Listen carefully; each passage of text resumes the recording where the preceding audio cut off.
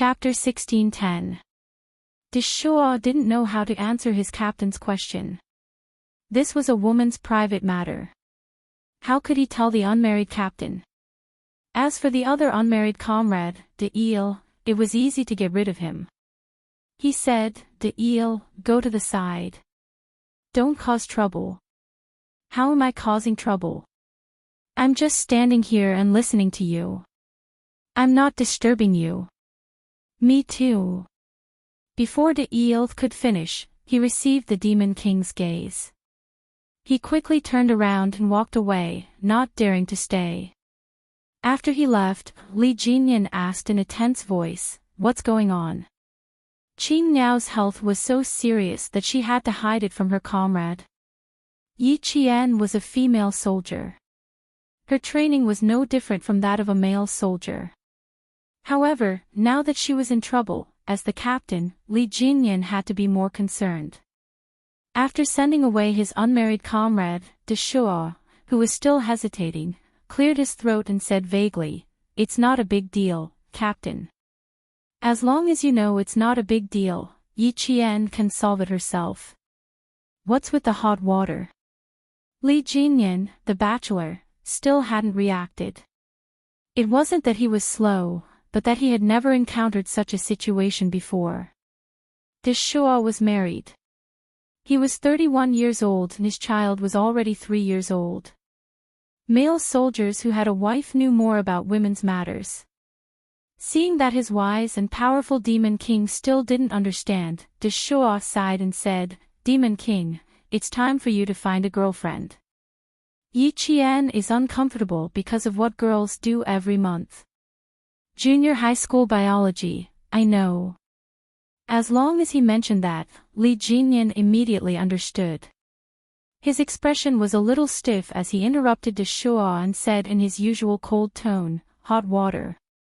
How do you want to solve it?" Deshua looked around. It wasn't easy to solve. They needed a fire to have hot water. This place wasn't suitable for a fire. "Let's wait for Yi Qian to bring it up herself. We'll pretend we don't know so she won't feel awkward." Pretending not to know was indeed a good way to resolve the awkwardness. When Yi Qian returned, he found that his equipment was already being carried by the Demon King. Seeing her come over, he said calmly, "You don't look too good. We'll take turns carrying the equipment." There were no more superfluous words. His tone sounded like he was telling Yi Qian that the reason they made such arrangements was because they did not want to affect the marching speed of the army. Yi Qian, on the other hand, noticed a subtle change in the atmosphere. For example, when the Demon King was talking to her, he was not looking at her. Instead, he looked away as he spoke. This was not the Demon King's style at all. Li Jinyan suddenly felt that he could not withstand Yi Qian's gaze. He lowered his head to look at the time to hide the unnatural expression on his face. "There are still 7 minutes left. Take a break." With that, he turned around and left with Yi Qian's equipment.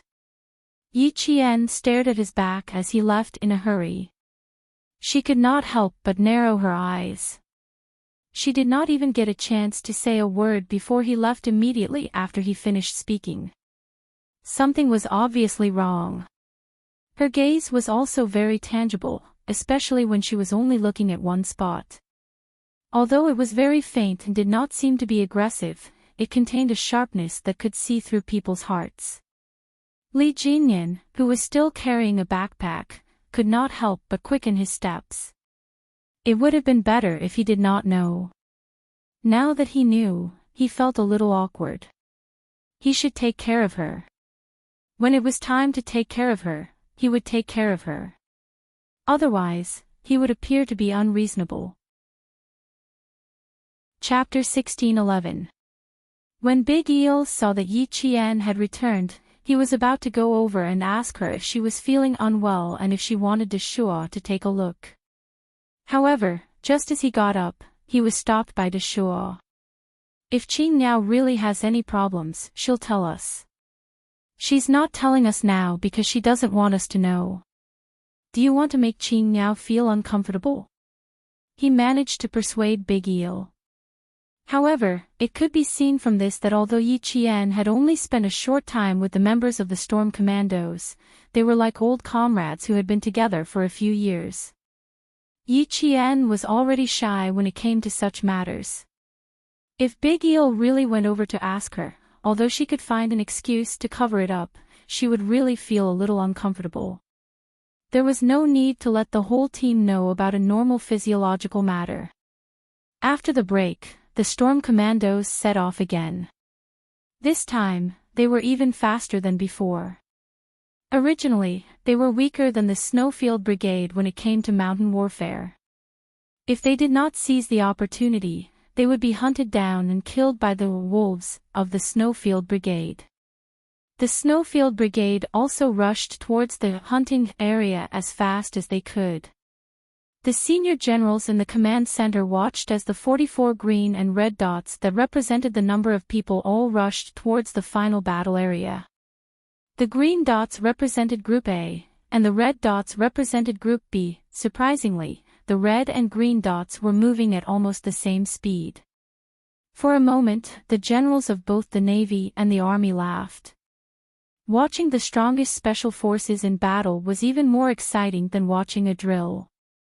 Although it was not a large-scale confrontation and they did not even have high-tech equipment, their battle greatly stimulated everyone's most primitive desire to win. It looks like they'll meet in this area. Judging from the time, they can only see their own battle area. As for going to the other party's battle area, there's no way for them to do so. From the time we arranged, they didn't have time to go to the final battle area in advance. Now that they have an extra 2 hours, it can be seen that both sides have already made arrangements. The most basic battle strategy of both sides is the same, which is also very desirable. Ha ha ha, it looks like we've underestimated them. We should add another event to the list. Major General Yang of the Army laughed heartily. Looking at those flashing green dots, Major General Yang was satisfied.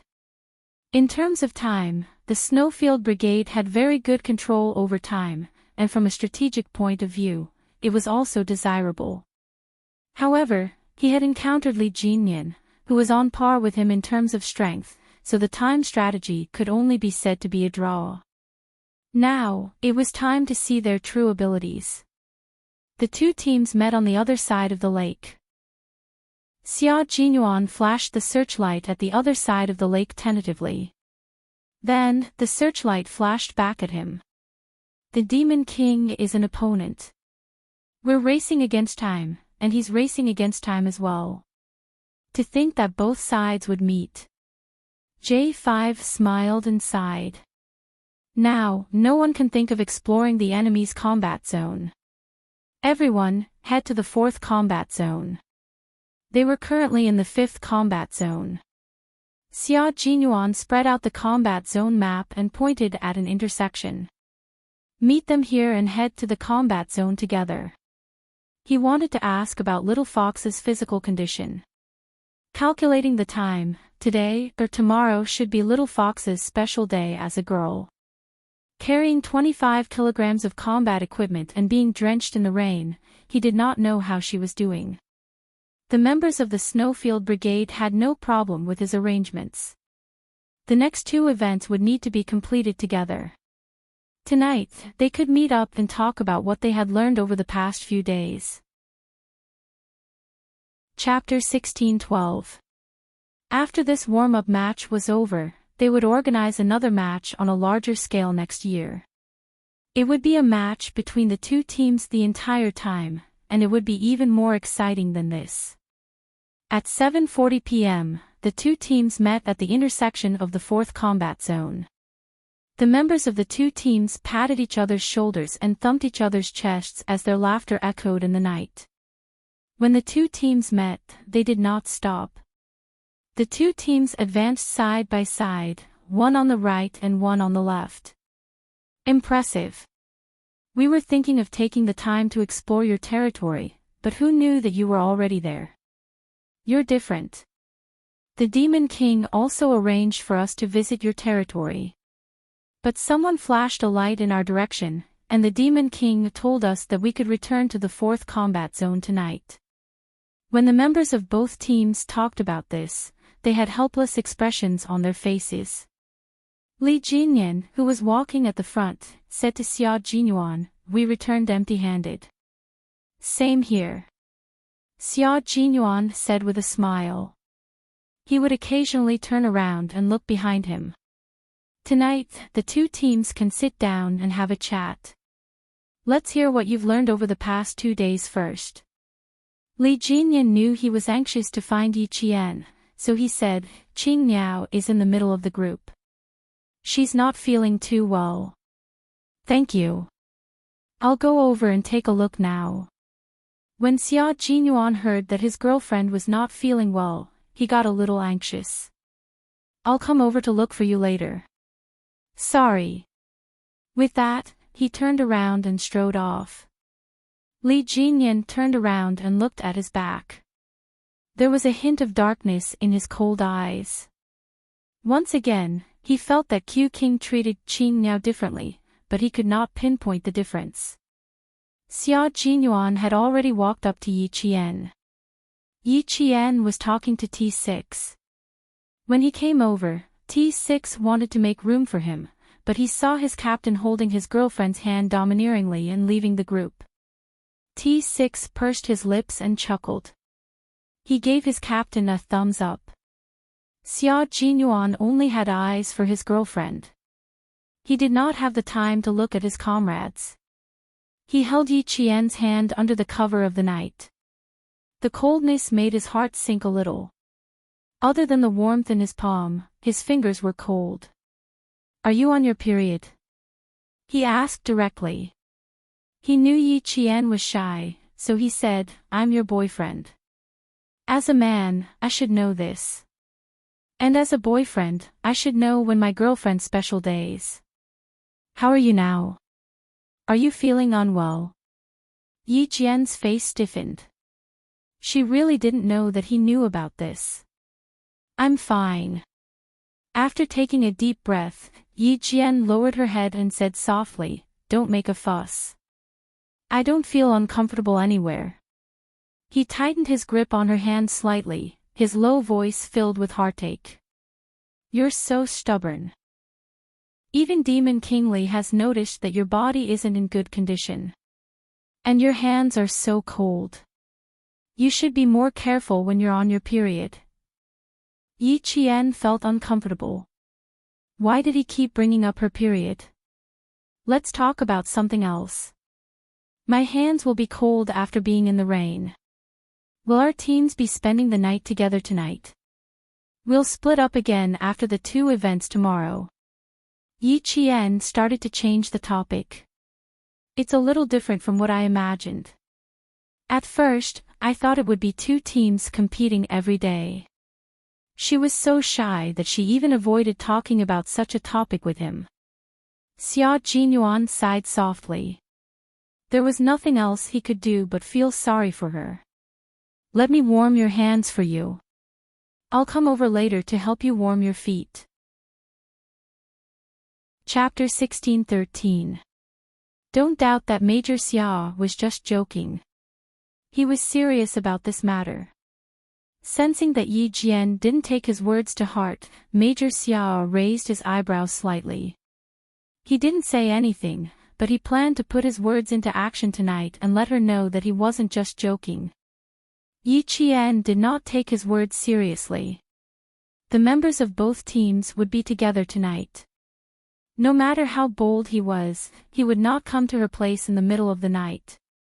It was already past 10 p.m. when they arrived at the 4th combat zone. The members of both teams who had not slept in bed for a few days were already used to sleeping at night. They found a large rock that could shelter them from the wind. The 2 teams spread the waterproof cloth on the ground, then divided into groups to quickly set up the waterproof cloth. A simple shelter that could temporarily shelter them from the wind and rain was presented perfectly.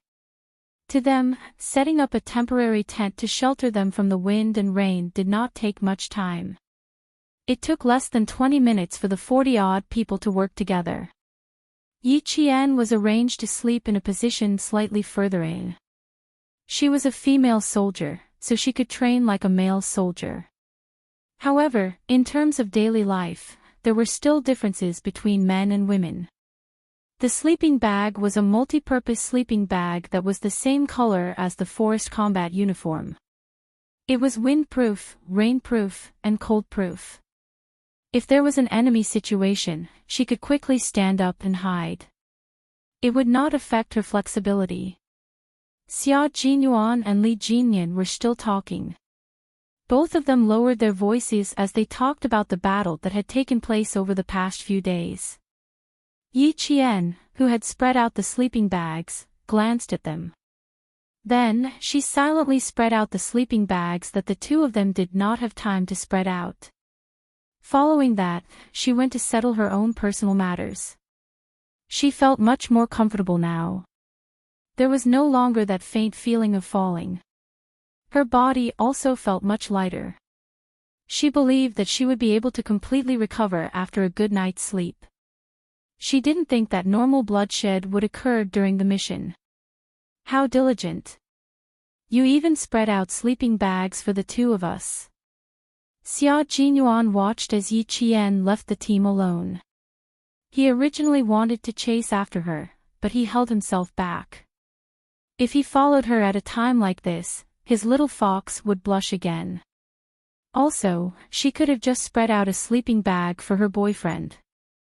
Why would she spread it out for Demon King Li? Wasn't she tired? He would tell her about it later. Li Jinyan narrowed his eyes and said thoughtfully, "You have a good relationship with Qing Miao." "Not bad. After all, I watched her grow up." Xia Jinyuan answered calmly.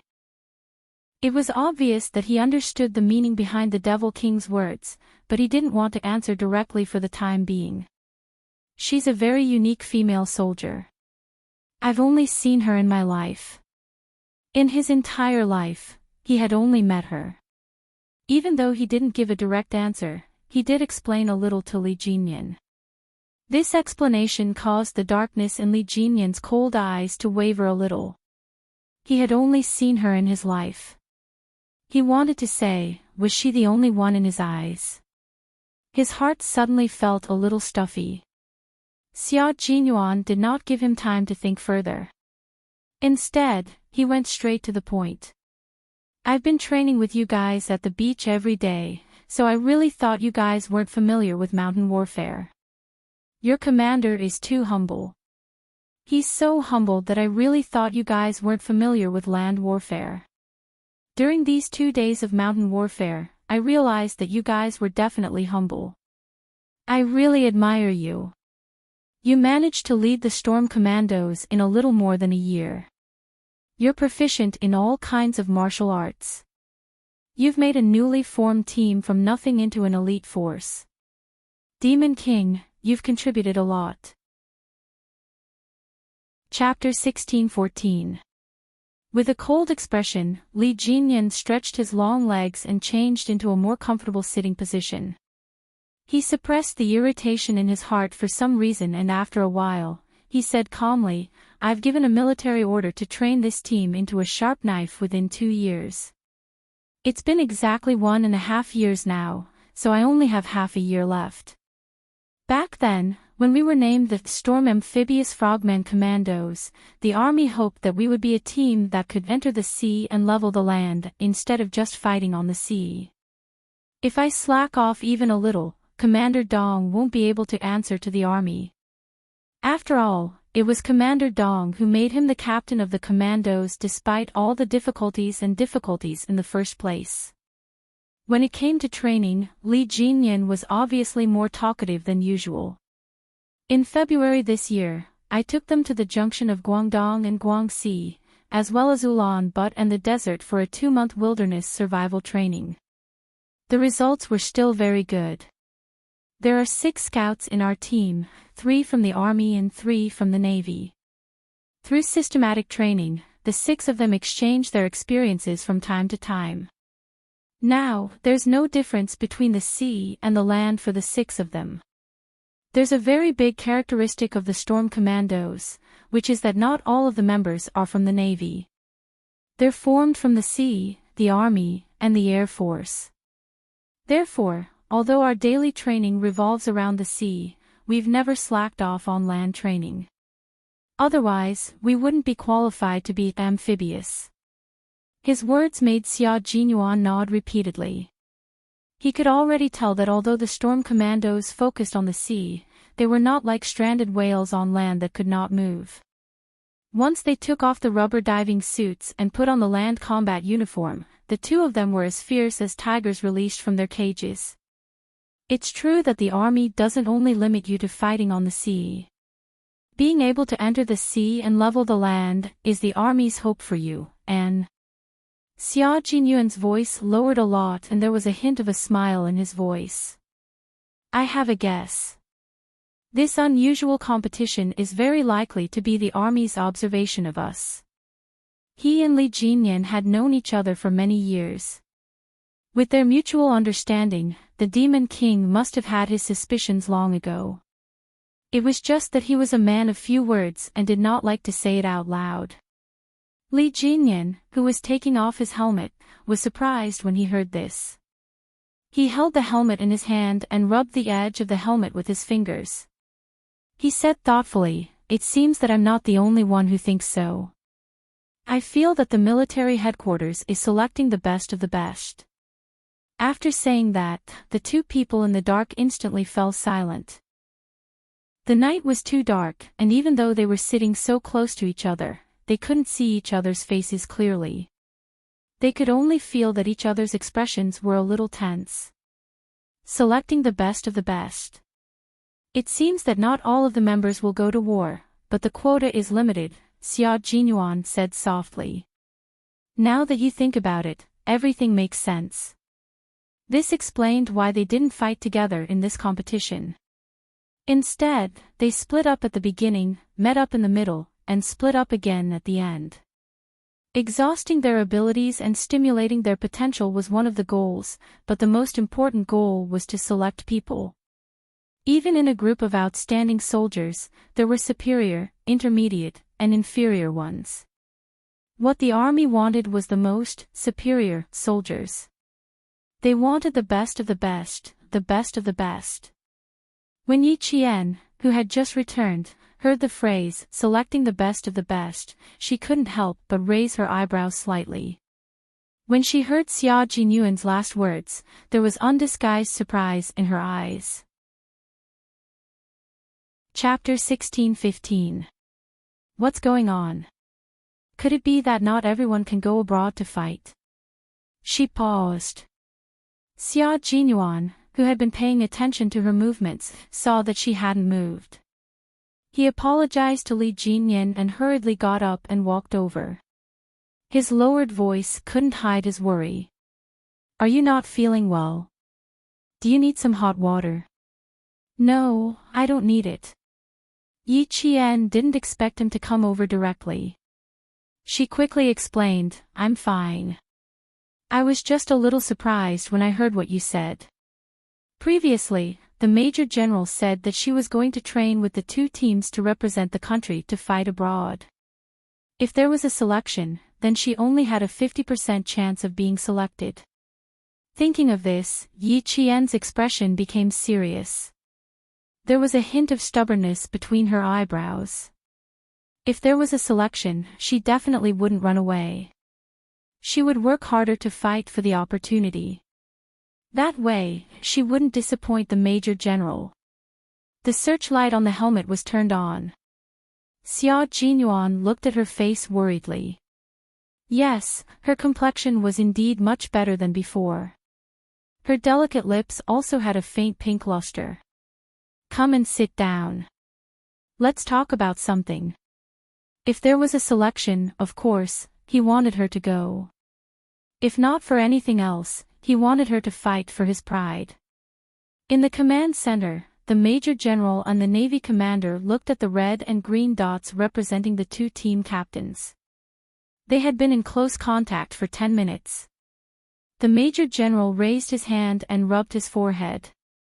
He said to the Navy commander helplessly, "Old Dong, why do I feel like something is wrong?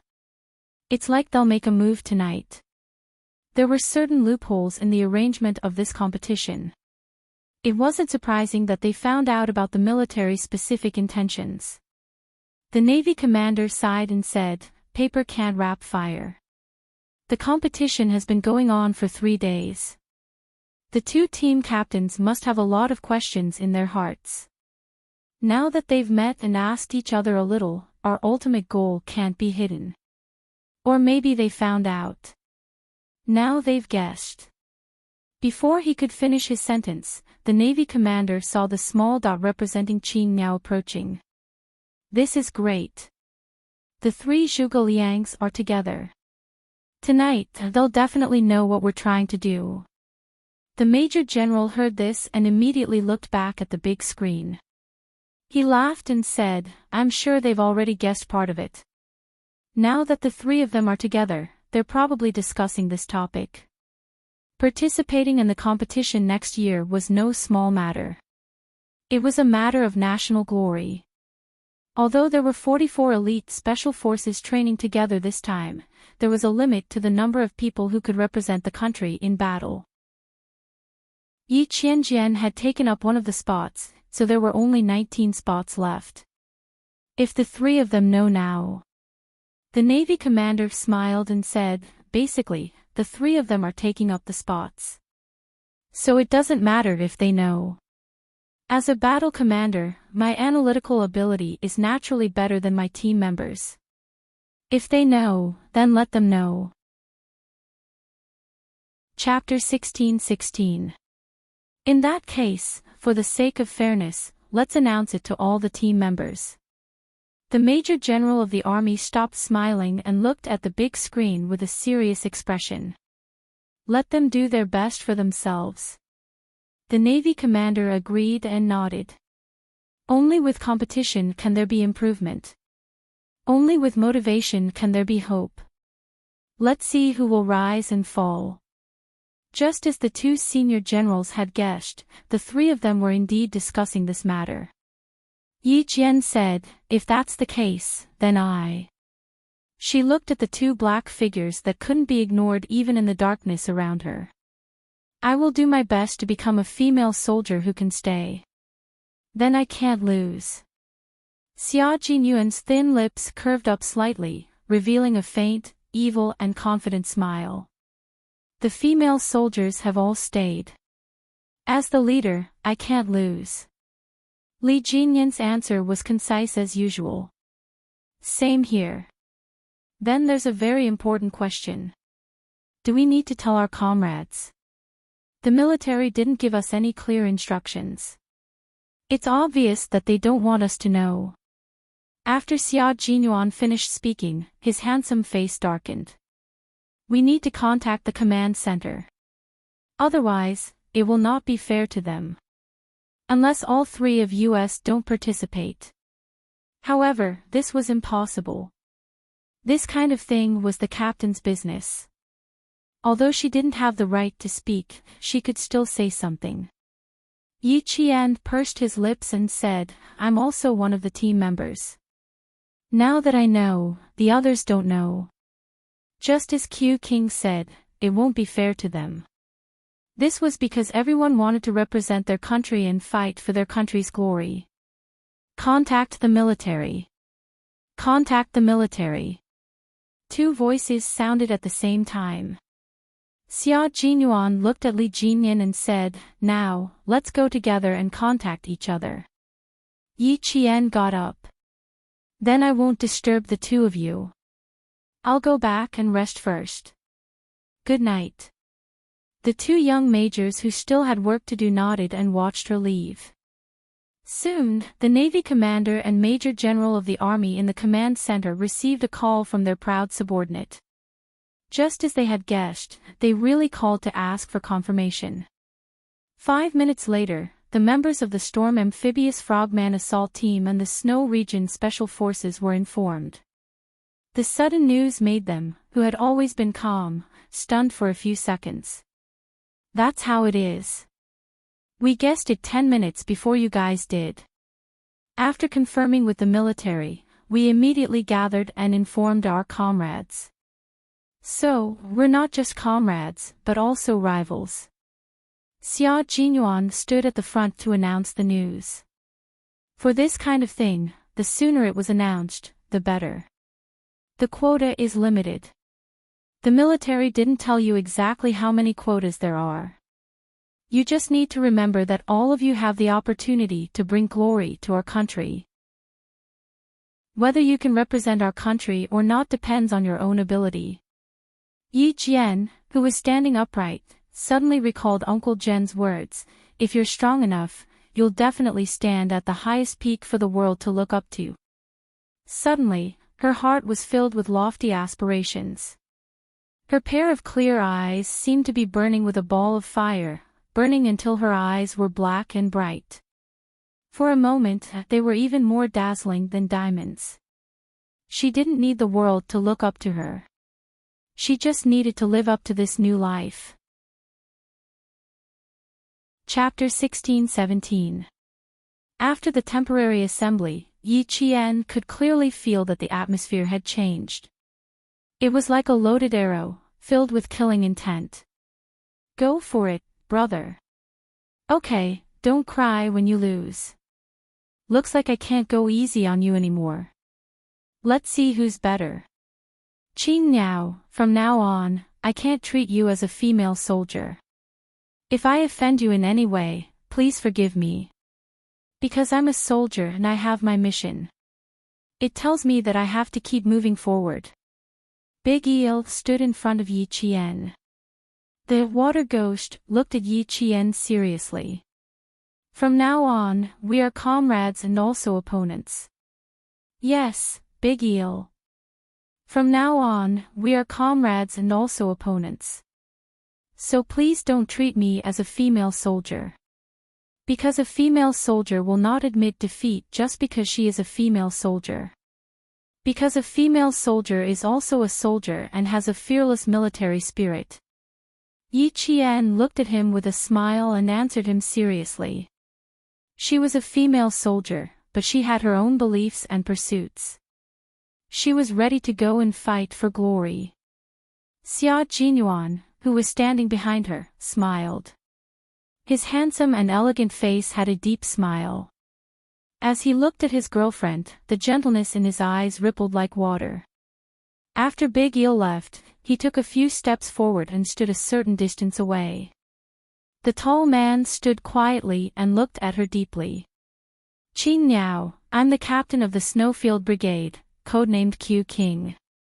From tonight onwards, you are my comrade and also my opponent. I won't be modest just because you are a female soldier, and I won't give you special treatment because of our relationship. I am a soldier, I have my principles and I have my mission. As for you, as a soldier, you don't need others to be modest, nor do you need special treatment. I will always believe in you. I believe that as a female soldier, you will overcome all obstacles and become an outstanding Special Forces soldier. As her boyfriend, Major Xia also said the same thing to his girlfriend. Look, this was the love between them. It was a unique love, a love that was even more dazzling than those romantic relationships. They were lovers, comrades in arms, and rivals. Their love in this life would be more exciting than anyone else's love. Yi Qian turned around and looked at the young major who had always spurred him on.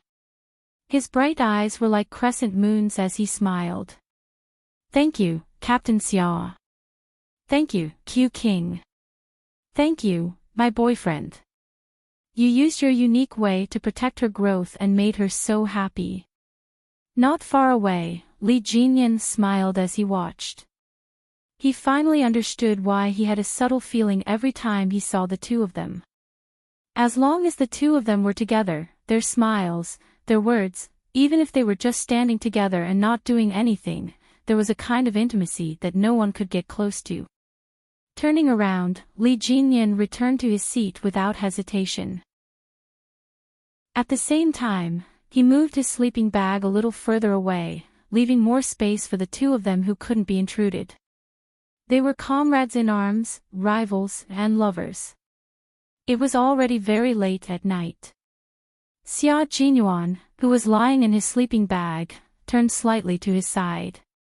He used his hands to tightly hug Yi Qian's cold feet, using his body temperature to warm them up. He wouldn't give in to her during the competition, but in life, he would definitely do his best to take care of her and make her happy. Yi Qian struggled for a while and stopped moving. He had already experienced his stubbornness. He was a man of his words. When he said that he would cover her feet, he definitely wasn't joking. Chapter 16-18. That night, Yi Jian slept very soundly. Her cold feet seemed to be warmed by a ball of fire. The warmth spread from the soles of her feet to her limbs and bones. It was so warm that when she opened her eyes and woke up, she found that her forehead was slightly sweaty. Realizing that her legs were still in his arms, Yi Jian's face, which was full of vitality, blushed even more. She kicked her legs lightly, trying to get out of his arms. As soon as she moved, the man who had his eyes closed suddenly opened his eyes. His handsome eyes were like the cold moon breaking through the clouds. His gaze was so cold that it was suffused with a little bit of cold light. His hand was already holding the rifle. The moment he opened his eyes, Xia Jinyuan entered combat mode. This was a man who, as long as he was wearing his military uniform, combat uniform, or training uniform, was always in combat mode or in preparation for combat, no matter what he was doing at the time. At this moment, Yi Qian quickly pulled her feet back and sat up quickly, looking like she was about to get out of bed and get ready to get up. It was still early. The assembly time was 5:30 in the morning. Right now. Yi Qian looked at the time. It was still 15 minutes to 5 o'clock. She remembered that Xia Jinyuan didn't agree to it. He hugged her feet again and didn't get up.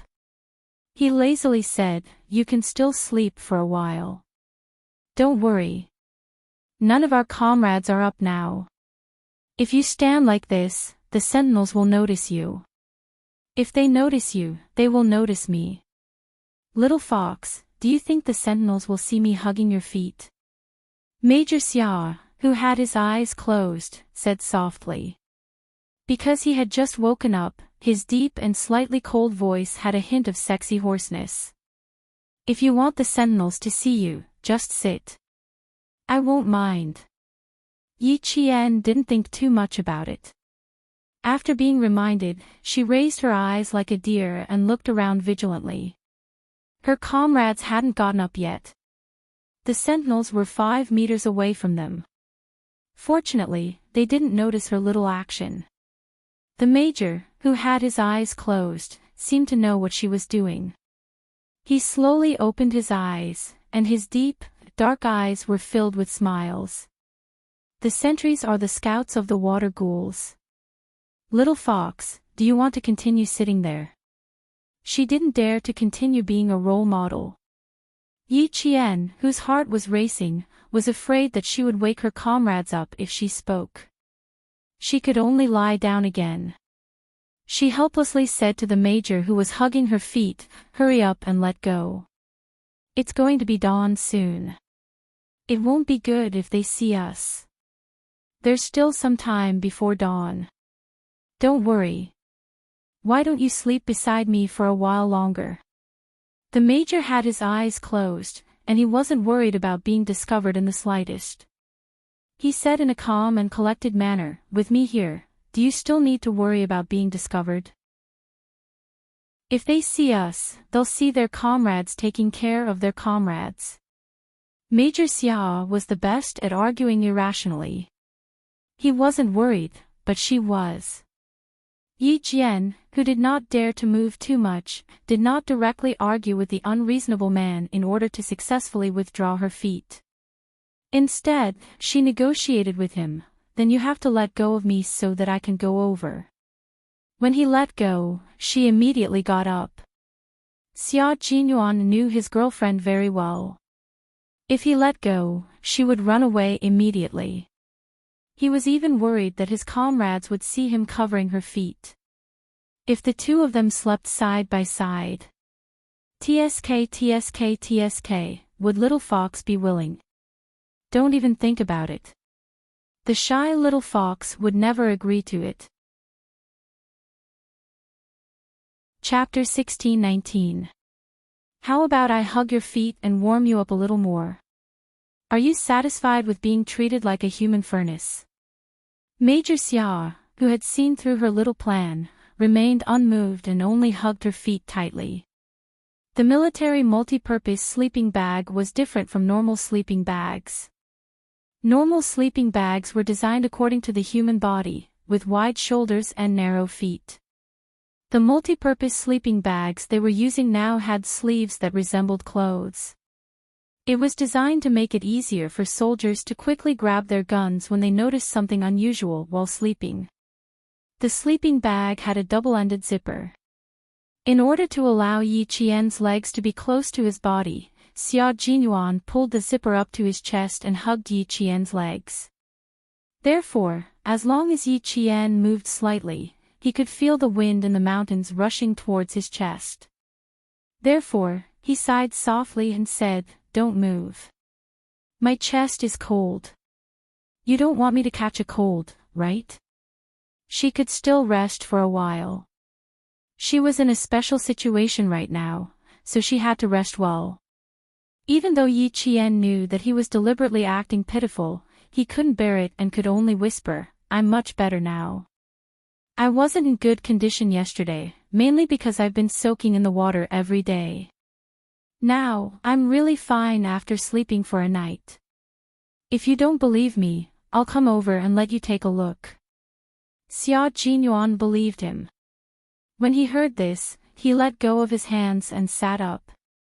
He reached his right hand out of the sleeves of the sleeping bag and gently stroked Yi Qian's cheek. It was very warm. His body temperature was indeed much more normal than last night.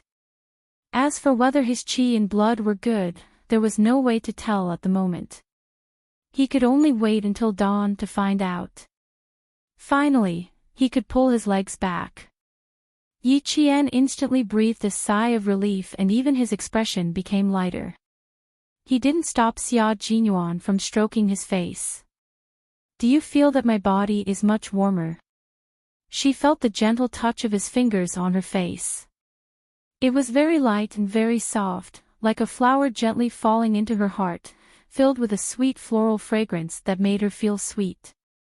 Yi Qian smiled at the man who only had a rough outline. The corners of his mouth were a little deep. "I couldn't take care of my body during training, but I won't push myself when I'm resting." During training and missions, no matter how bad her body was, she had to hold on. This was the tenacious willpower that a soldier must have. When she was resting, she would adjust her body so that her body wouldn't be unable to get the rest it needed when she was resting. She needed to be strong, but she wouldn't push herself just for a moment of strength. Xia Jinyuan then looked at his girlfriend sitting in front of him and laughed softly. "Indeed. It seems like I was a human furnace last night. You sound like you're energetic, so there shouldn't be any big problems. I can't bear this kind of thing for you, so I'll have to trouble you." Yi Qian. It was better to change the topic. She didn't want to talk about her physical problems at all. However, it was indeed because of him that she was able to sleep so soundly last night. She thanked him graciously. "Yes, thanks to Q King for taking care of me last night, I'm so energetic now." "How are you going to thank me?" Xia Jinyuan didn't give Yi Qian any time to catch her breath. He quickly said, "I'll be happier if you thank me sincerely. Of course, we can only record it now. We'll talk about it after training." After bringing his girlfriend to his unit, Major Xia suddenly realized that he could occasionally seize the time to talk about love and romance. It had to be said that this was a good way to kill two birds with one stone.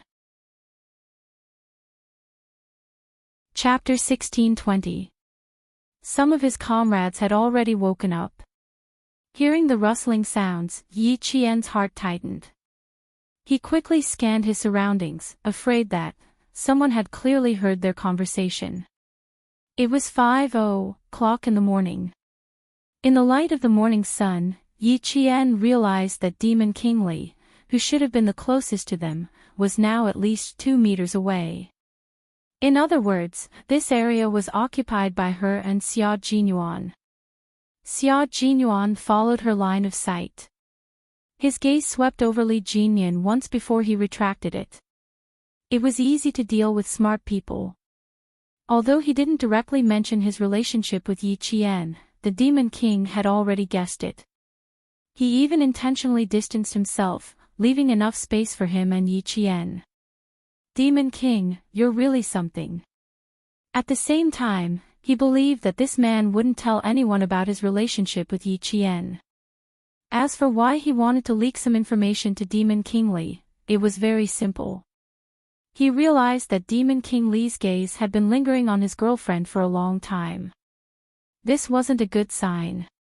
He had to stop it. Such an outstanding little fox wouldn't lack people who had designs on her. He also couldn't defeat all the men who had designs on her, but that didn't stop him from declaring his authority as her boyfriend. Since he knew, he had to attack and not give the other party a chance. The love letter incident, he had to learn from it. Yi Qian didn't know that the man beside him had already quietly declared his authority as her boyfriend.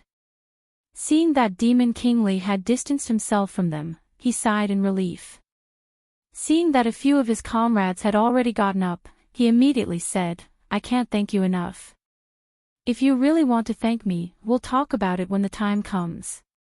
I'll record it first. Also, don't collect interest. Major Xia, who had originally planned to collect some small interest such as a kiss, a gift, and so on, decided against it. He was afraid that he wouldn't even be able to collect his capital when the time came. He also heard the commotion of his comrades getting up. He knew that the short time between the two of them had to come to an end. Besides, he also didn't want everyone to know about his relationship with Yi Qian.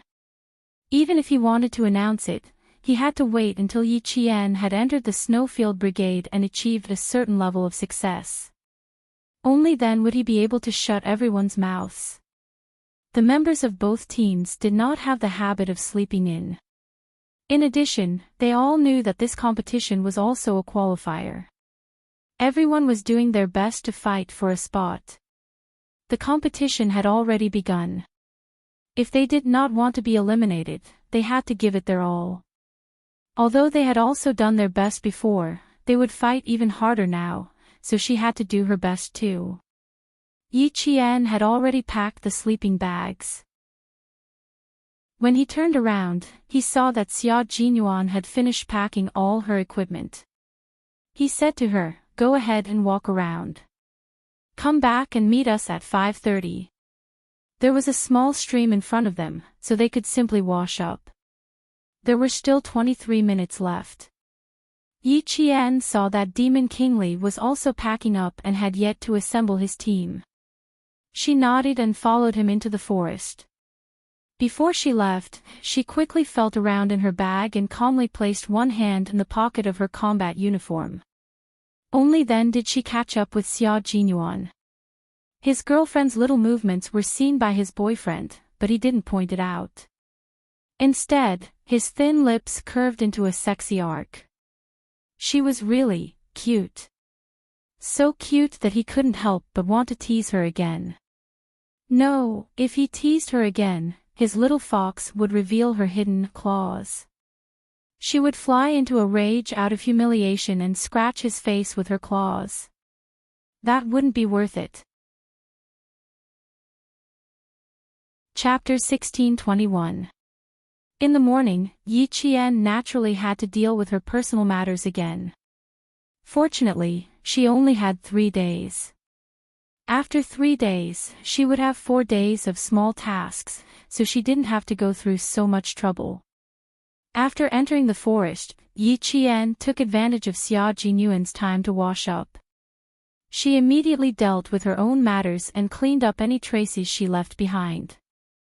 The forest was very quiet, and there was even a faint mist surrounding it. The early birds were already chirping happily on the branches, playing Ode to Joy for the couple who could take a walk together for the time being. Xia Jinyuan didn't mention anything about personal matters again. Instead, he said in a deep voice, "Today and tomorrow will be the most tiring 2 days. Do you remember the captive plan that I told you about? From this afternoon onwards, Qingniao, you have to be careful. Be careful that you don't get kidnapped by us." The captive plan could be said to be the highlight of the competition. It was also the competition that tested the individual combat ability of a soldier the most. Especially last night, all of her comrades knew that this would be a selection competition, so individual combat would only be more rigorous and fierce. Xia Jinyuan's reminder made Yi Qian feel a chill in her heart. He was right. She really had to be careful. If she was captured, she would very likely miss the opportunity to go overseas to fight. That was definitely not what she wanted. Don't be too stressed. You are a soldier personally trained by Uncle Qin. Uncle Qin was the strongest soldier of his generation. Qingniao, do you know that it is a blessing to learn from the best soldier of his generation? Yi Qian's gaze moved slightly. Uncle Qin once told her that he went on a big mission more than 7 years ago. There were a total of 10 soldier elites, but only 4 of them returned alive. But from Captain Xiao's tone, it seemed that Uncle Qin belonged to the glory of that era and was not an ordinary soldier elite at all. Besides, Uncle Qin rarely mentioned his past to her. Except for the day when they started the purgatory training, Uncle Qin never mentioned anything about their military experiences more than 7 years ago. Most importantly, Uncle Qin was obviously hiding something from her at that time. Uncle Qin was discharged from the army in 1987, but he claimed that he had been exposed after completing a mission 7 years ago because he was given the identity of the world sniper. In order to ensure his safety, the military spent 3 months preparing to erase Uncle Chen's identity. He became an international sacrifice, but was actually still alive. However, Uncle Qin only left the army in 1987. There was a long time between 1987 and 1987. However, after that, Uncle Qin never mentioned his past in the army, nor did he mention his glorious past. She even asked him about it later, but Uncle Qin just smiled and said to her casually, "Let bygones be bygones. Some things are only suitable for one person to remember, and they can only belong to one person." At that time, she felt that Uncle Qin had something to say. The sadness in his eyes was so deep that she felt a little sour in her nose. She could not ask him any further.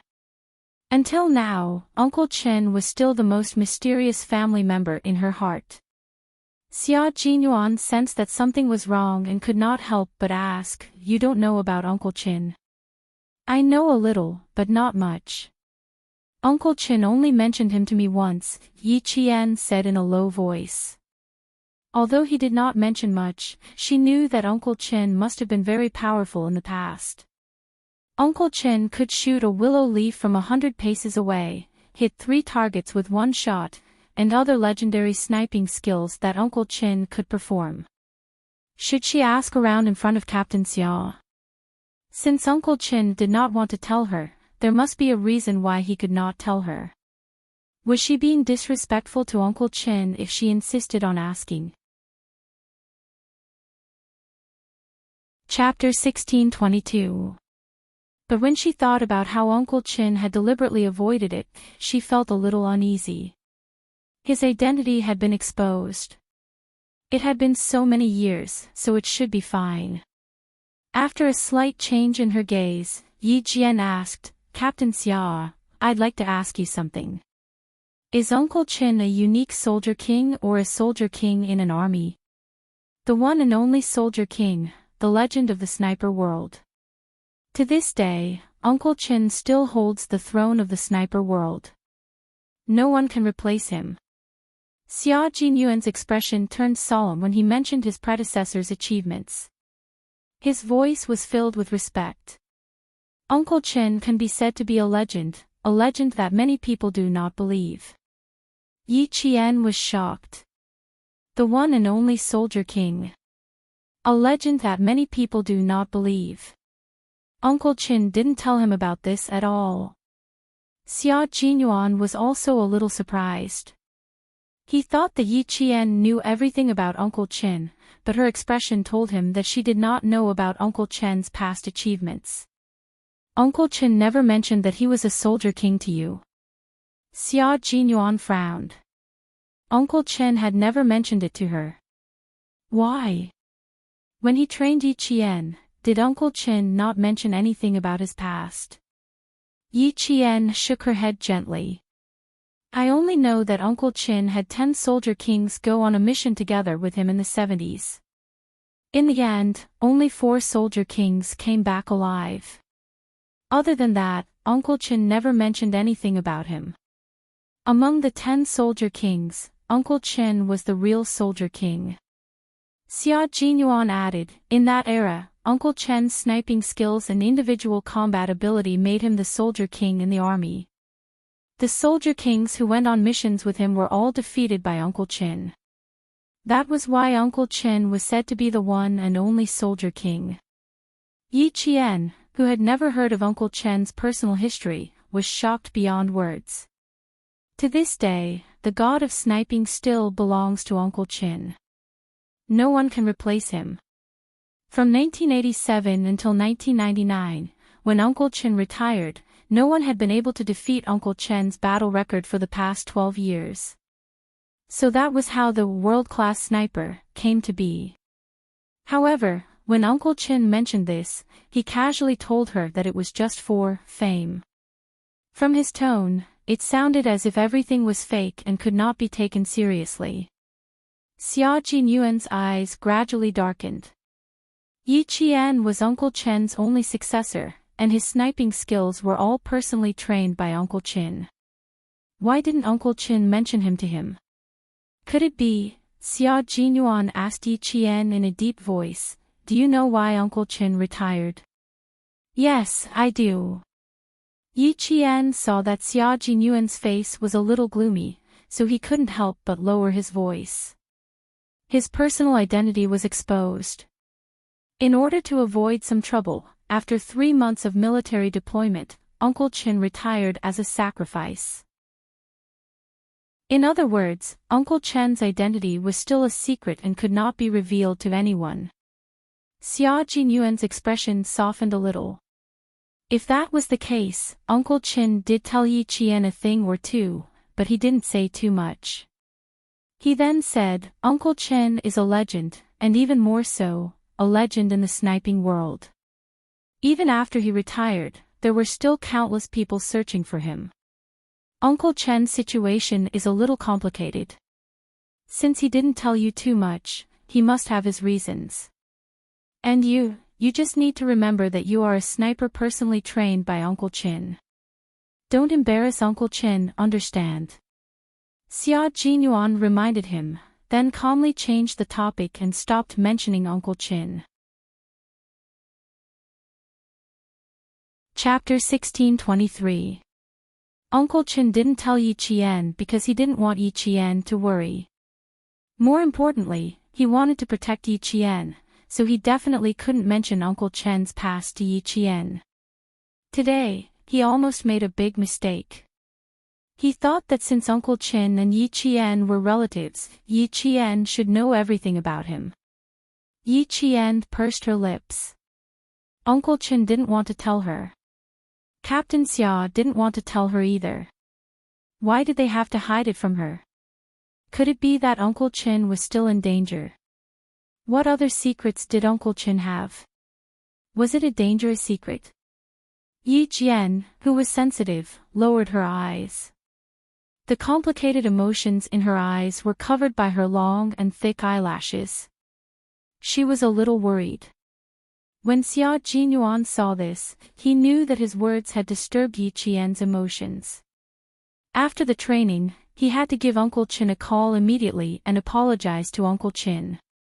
Uncle Qin, who was far away in Shuka village, opened the wooden door. When he saw who was knocking on the door with the help of the light, his resolute face suddenly changed. "Hello, is this the home of martyr Sun Xueqing?" At the door, Chief Kai of the Tongzhou City Public Security Bureau asked politely. "I'm looking for her daughter, Yi Qian." Uncle Chen sighed softly and said politely, "Yes, please come in." After Chief Kai entered the room and sat down, he looked at the middle-aged man who wasn't much older than him. He lowered his head to hide the confusion in his eyes as he drank tea.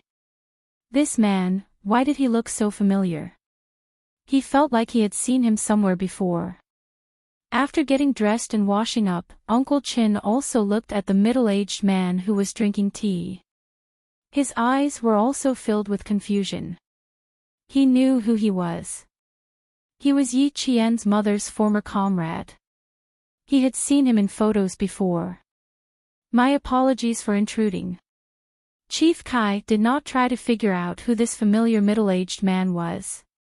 Instead, he took the initiative to state his intentions. "I'm here to look for my comrade's daughter, Yi Qian. May I know who you are?"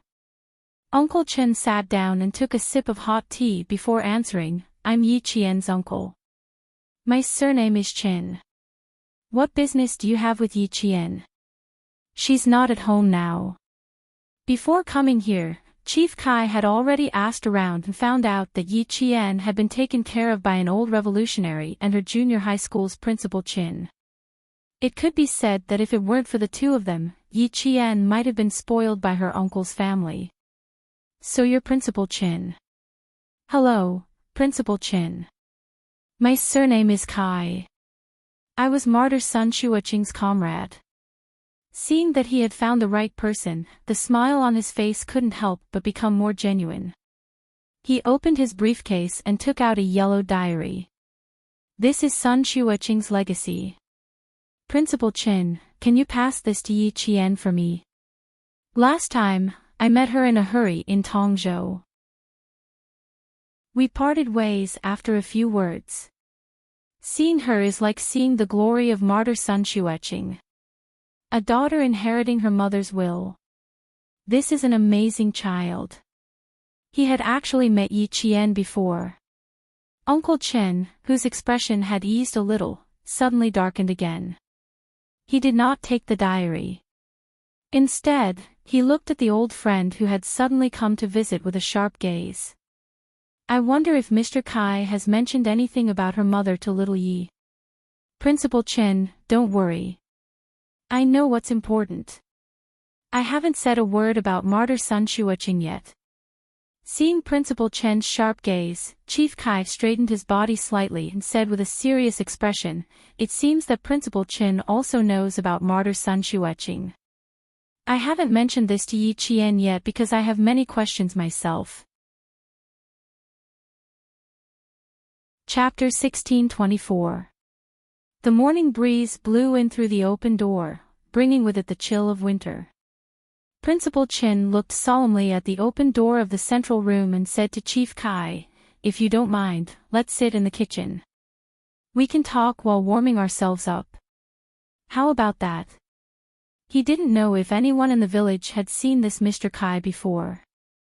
There were a few famous gossipy women in the village. If they saw him, they would probably gossip about him. The village was small, so if a stranger came in, it was inevitable that everyone would ask a few questions. This was the typical village life. No one had bad intentions, so when they gathered together, they would gossip about each other. There were almost no secrets to speak of. "I don't mind. Please lead the way." Chief Kai smiled and stood up first. He had a good impression of Principal Qin. He saw a familiar aura in him, the mighty aura of a soldier. As retired soldiers, he felt that the distance between them was much closer. Yi Qian's house was an old house from the 1980s, unlike the small red brick houses that were being built in the village. They were all made of mud bricks and painted with white lime powder. Although they were old, they were clean. It was warm in the winter and cool in the summer. The kitchen was used to heat the fire. Principal Chin usually ate here as well. He would burn the chopped firewood and set up an old-fashioned kettle. Chief Kai smiled when he saw this. I haven't seen this kettle in a long time. I used to see it in the army. When they talked about the army, Principal Chin, who was also a retired soldier, also smiled. Our village still uses this kettle. It's convenient and durable. The water it heats is also delicious. The conversation became more relaxed, and there was no coldness like before when they met. Unknowingly, the water in the fire boiled, and white steam rose from the kettle. Principal Chin put on a pair of gloves and picked up the handle of the kettle, which was blackened by the smoke from the firewood, to brew a new cup of tea. He handed it to Chief Kai and sighed. Old Kai, tell me about Yi Qian's mother. Half an hour later, one called him Old Kai, while the other called him Old Brother. Yi Qian looks like her mother, but she looks calmer than her mother. She also has the aura of a soldier. Chief Kai took a sip of the hot tea that had just been brewed. The tea leaves were also self-made, and the fragrance of the tea filled his mouth. The firewood crackled as it burned, and the light from the fire illuminated Chief Kai's face, revealing a hint of melancholy. Although I've only met Yi Qian once, I can tell that this child is very opinionated. He's exceptionally calm when something happens, and he has the courage to make prompt decisions. Yes, this child is more opinionated and stronger than her mother. Principal Chin nodded. After talking for more than half an hour, he could tell that he used to have a good relationship with Yi Qian's mother. They had a very deep friendship. Therefore, when he mentioned Yi Qian, it was as if he was talking about his own child. He had the tolerance and love of an elder. Chief Kai recalled how he had interacted with his former comrade, and there was both joy and sadness in his eyes. With such an outstanding child, Hongmei can rest assured in the underworld. Yi Qian was only 3 years old when she sacrificed herself. At such a young age, she was already an orphan. Fortunately, Yu and the old senior who passed away supported her and took care of her. Otherwise, this girl would have been spoiled by her uncle. Chief Kai's eyes flashed with a trace of hostility when he said the last sentence. Yi Qian is a sensible person. She knows clearly in her heart who treats her badly and who treats her well. Her uncle doesn't do things the right way, but Yi Qian is a domineering child who knows what's important. Chapter 1625. She knows what's most important to her, what she can give up on, and what she can put aside for the time being. We took care of her because she's worthy of being taken care of. She's talented, responsible, and a child who can achieve great things. If she's really useless, we wouldn't have nurtured her like this. Principal Chin didn't have any intention of claiming credit. Instead, he spoke very calmly and wasn't afraid that Chief Kai would misunderstand. That was the case. Why did the first-rank Sergeant Major's uncle want to nurture Yi Qian? Firstly, it was because of Yi Qian's mother. Secondly, it was because Yi Qian had matured and was no longer as weak and incompetent as before. Thirdly, it was because of her ability and talent. It was the same for him. If it wasn't for Yi Qian's ability and talent, he wouldn't have risked his identity being exposed to nurture her. At the time, that was indeed what he thought. However, the more he interacted with Yi Qian, the more he felt that she had a rare and precious quality. She had a clear distinction between good and evil, and she had a righteous heart. She never complained about being tired during training. Even if her body hurt, she would grit her teeth and persevere. As long as one interacted with Yi Qian for a long time, they would know that she was a good girl who deserved to be doted on. After all, Chief Kai didn't know Yi Qian very well. However, her courage to solve the problem last time had left a deep impression on him. Therefore, when Principal Qin mentioned Yi Qian, he felt that Yi Qian was the real Yi Qian. He didn't know why, but he believed in her so much. It was probably the so-called love the crow, love the crow. The pupil will surpass the master. She's better than her mother. This is also Hongmei's wish. Chief Kai laughed softly. There was a hint of gentleness in the corners of his eyes, but it quickly disappeared, leaving only a hint of sharpness. It's a pity that Hongmei didn't see it. If she was still alive, she would be so happy to see her child so successful. From the sudden change in his expression, Principal Qin could tell that something was amiss. He had never met Yi Qian's mother, but he had heard from his uncle that none of the girls in the surrounding villages could compare to her. After he joined the army, he joined an all-male unit. Outstanding girls would always be admired by the male soldiers. Just like Yi Qian, a few days ago, Lu Tuan even joked that one of the Shanghai veterans, who had been ruthlessly beaten up by Yi Qian, had been admitted to a university. He had specially asked Lu Tuan about Yi Qian's personal information and had even said that he wanted to pursue Yi Qian. What was even more laughable was that this Shanghai soldier's family actually supported him. They even called the military instructor, hoping that the military would help their son get a girlfriend. It was also a burden to keep the past in one's heart after so many years. Headmaster Qin couldn't help but pat Chief Kai's shoulder. Little Yi often goes to the martyrs' cemetery to visit her mother. She's very filial and stronger than we imagined. But she still has a lot of things to do, such as finding out the real culprit behind Hongmei's death. The sad conversation was suddenly filled with sharpness because of Chief Kai's sudden words. The middle-aged veteran, who was now the director of the Tongzhou City Public Security Bureau, looked at Principal Qin calmly. "Brother, I'm here to tell Yi Qian that her mother's sacrifice is true, but if it weren't for someone leaking her identity, Hongmei would never have been sacrificed." The firewood was still burning brightly, and the heat it emitted made people feel warm and comfortable. Occasionally, sparks would splash, and bits of stardust would flash across the sky. The red light would disappear after a short while. Chapter 1626. Just like the fire in Chief Kai's eyes, because Principal Qin did not answer for a long time, it went from bright to dark and eventually turned into ashes. There was not a trace of light left. "Brother, you don't believe me, right?"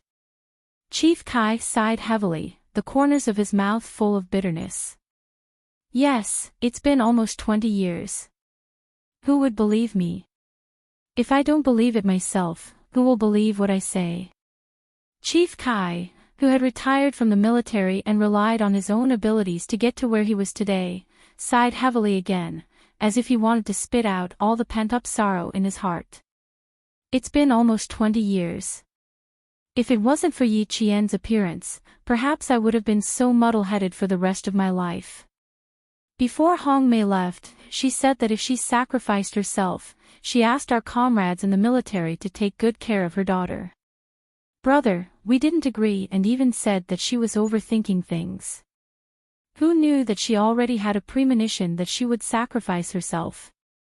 The fire burned too brightly. Principal Qin used a pair of tongs to take out a piece of firewood and then used the ashes to extinguish the flames. Principal Chen's voice came through the subtle movements. When she left the village, she actually left with the thought that she would die. Because at that time, Yi Qian's mother already had a vague idea that she might not be able to return. Principal Chen's expression did not change much when he said such a big thing, because he already knew a thing or two from Uncle General. Chief Kai's face was full of shock. He thought that even Yi Qian did not know, but now that he heard that she actually had a vague idea, the extinguished fire in Chief Kai's eyes burned brighter and brighter than before. Principal Chin looked at him quietly and said softly, "Don't worry, the Yi girl will investigate thoroughly.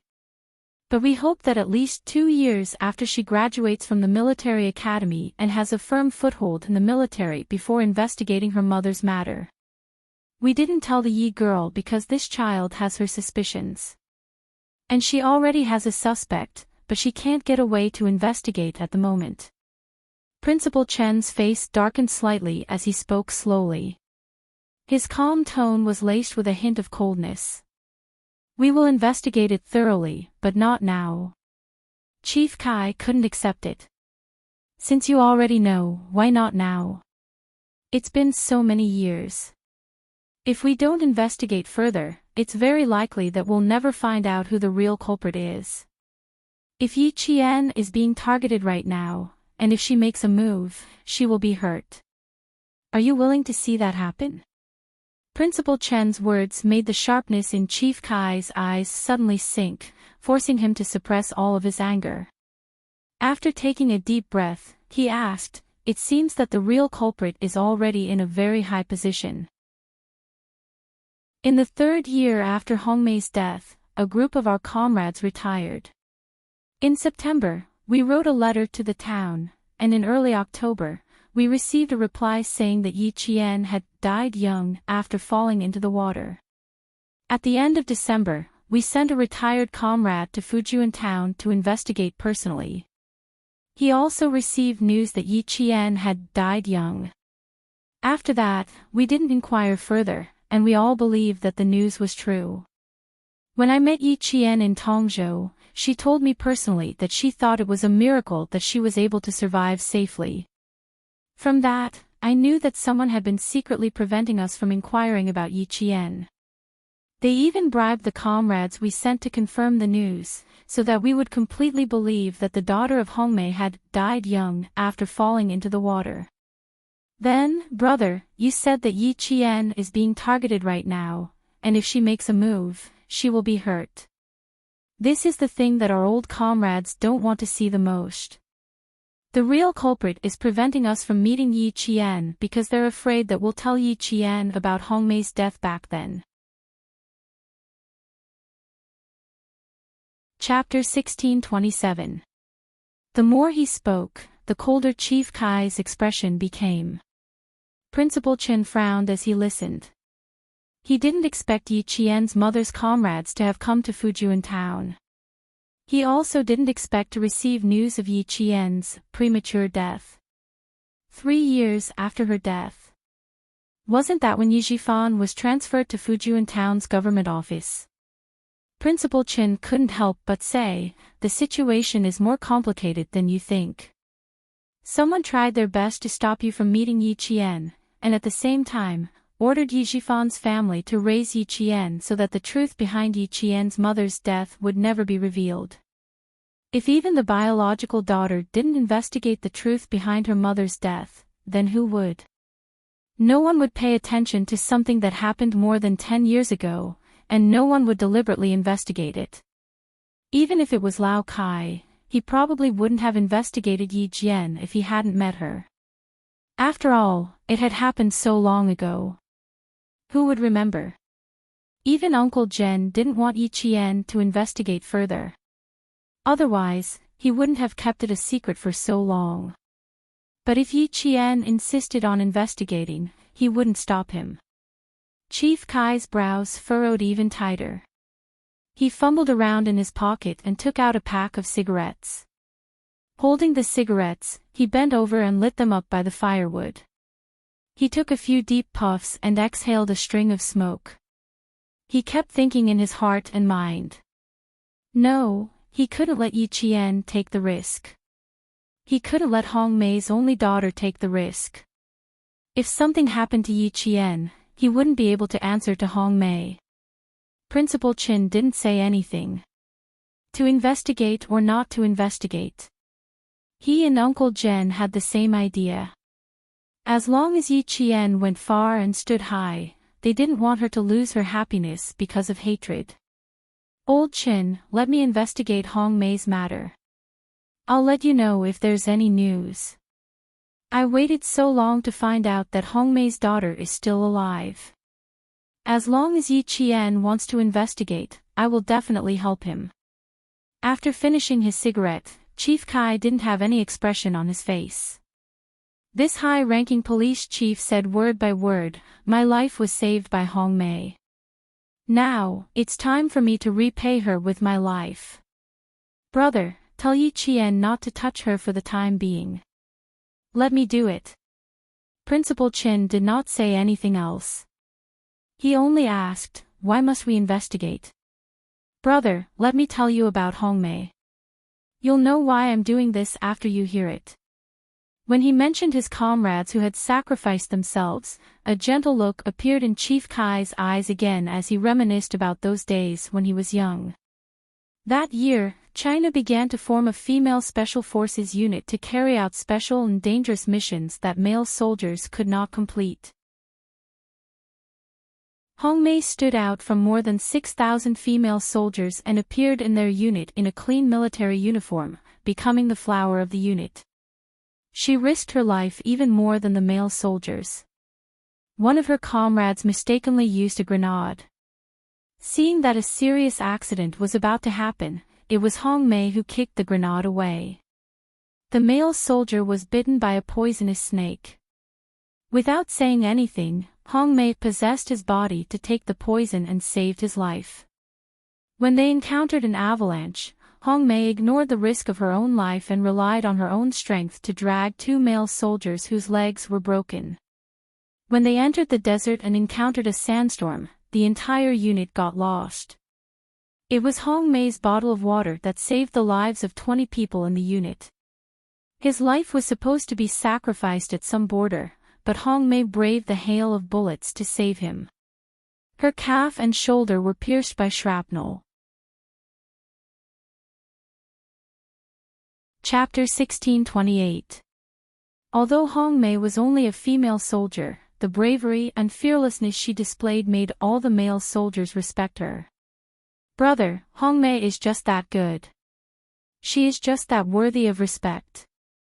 Back then, the Prime Minister personally put the red flag on her because he knew about Hongmei's heroic deeds and called on the entire military to learn from her. Whenever Sun Xueqing was mentioned, Chief Kai's sitting posture would be the standard one he used to hold meetings in the army. His back was straight, his legs were slightly pressed together, and the hand holding the cigarette was placed respectfully on his knees. Needless to say, the expression on his face was solemn, dignified, and full of respect. Principal Qin did not know much about Yi Qian's mother. After he heard everything, this world-class sniper was full of respect for this martyr who had sacrificed herself. In that case, Yi Qian really resembles her mother. She was brave and fearless, completely unafraid of sacrifice. But this child is much stronger than Hongmei. She will not be swayed by emotions. Chief Kai pointed out the biggest difference between the mother and daughter. Hongmei's fatal flaw is that she is soft-hearted.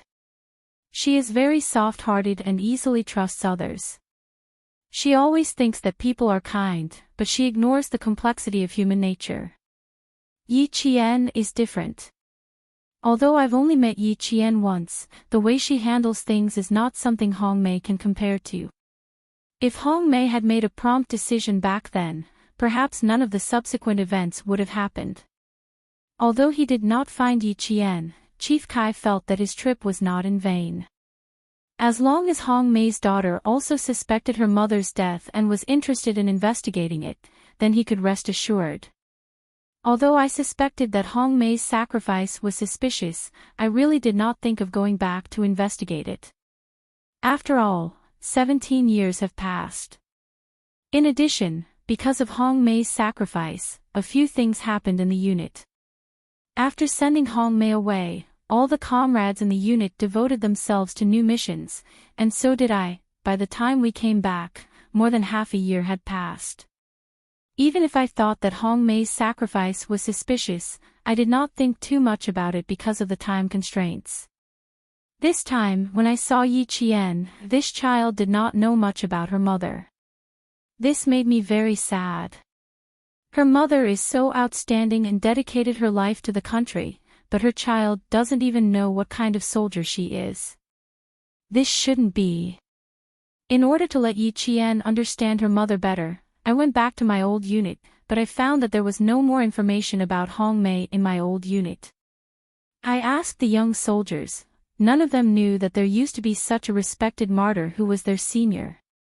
Chief Kai, whose eyes were filled with sparks, seemed to have turned red as well. The fist on his knee suddenly clenched, and even the still-burning cigarette butt was clenched in his palm.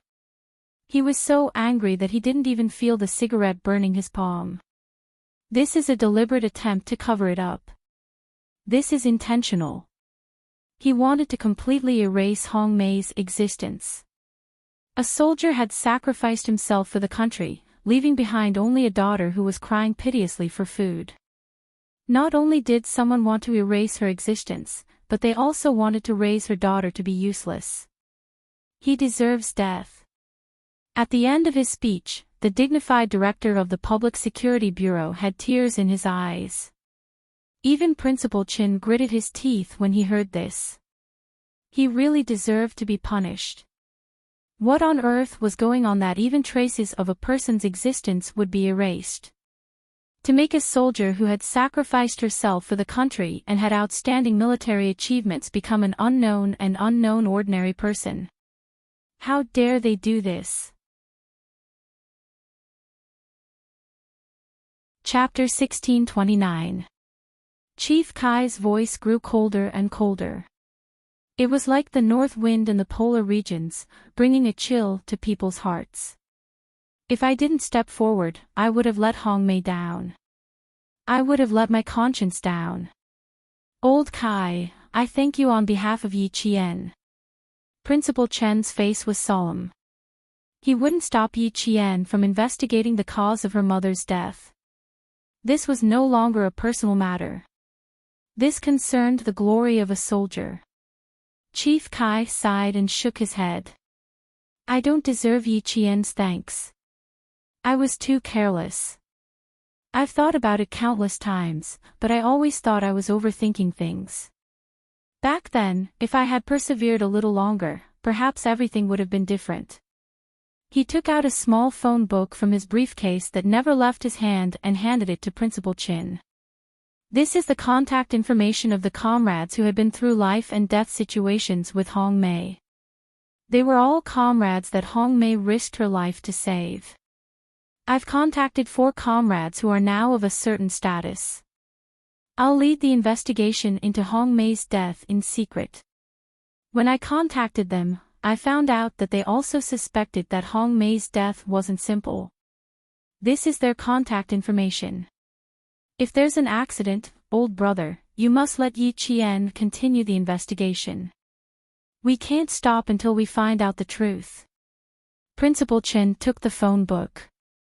Yi Qian once wanted to investigate from her uncle, Yi Zhifan. Later, someone warned him that there was someone secretly supporting him. Old Kai, if you want to investigate, you can start with Yi Zhifan.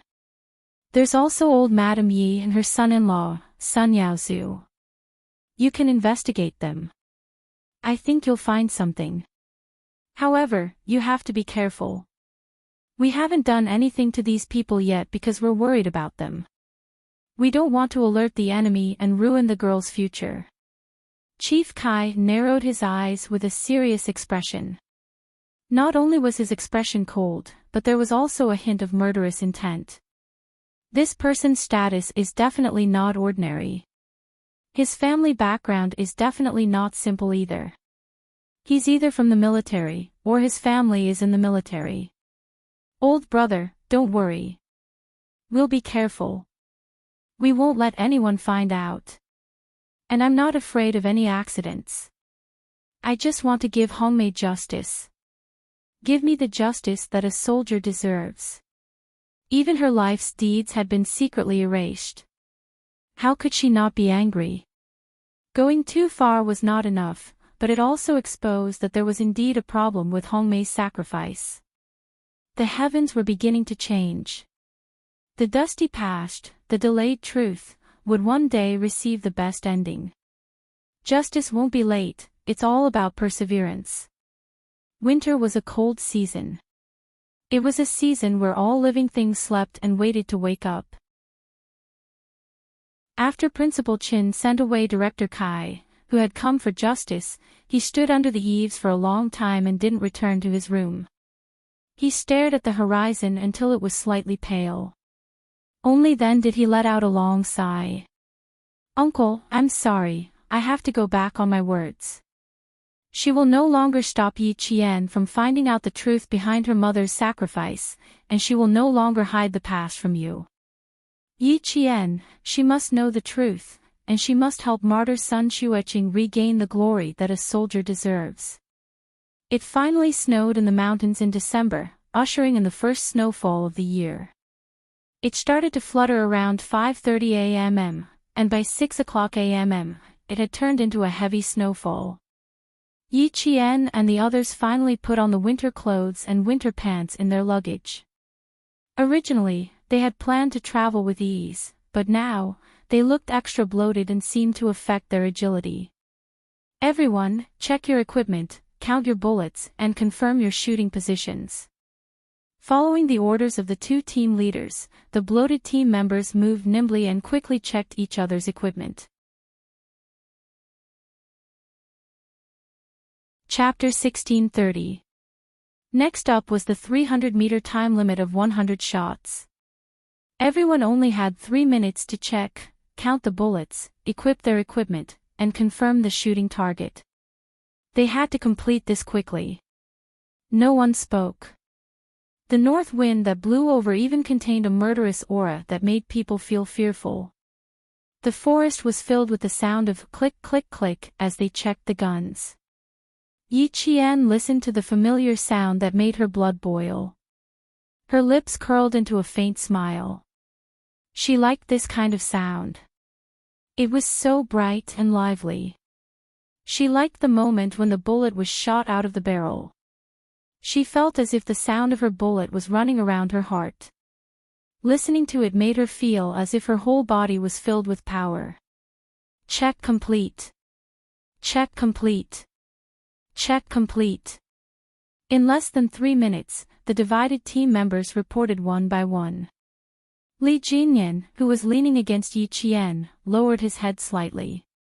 His cold voice melted the north wind and sounded even colder. "Synchronized with the front. Behind me, you have to finish firing 10 bullets before me. According to the calculation of 0.15 seconds per bullet, you need to finish changing the magazine within 15 seconds. At the same time, you need to exchange rifles with me." "Yes, I will calculate the time and the number of bullets fired." Yi Qian nodded. Her calm voice was filled with confidence.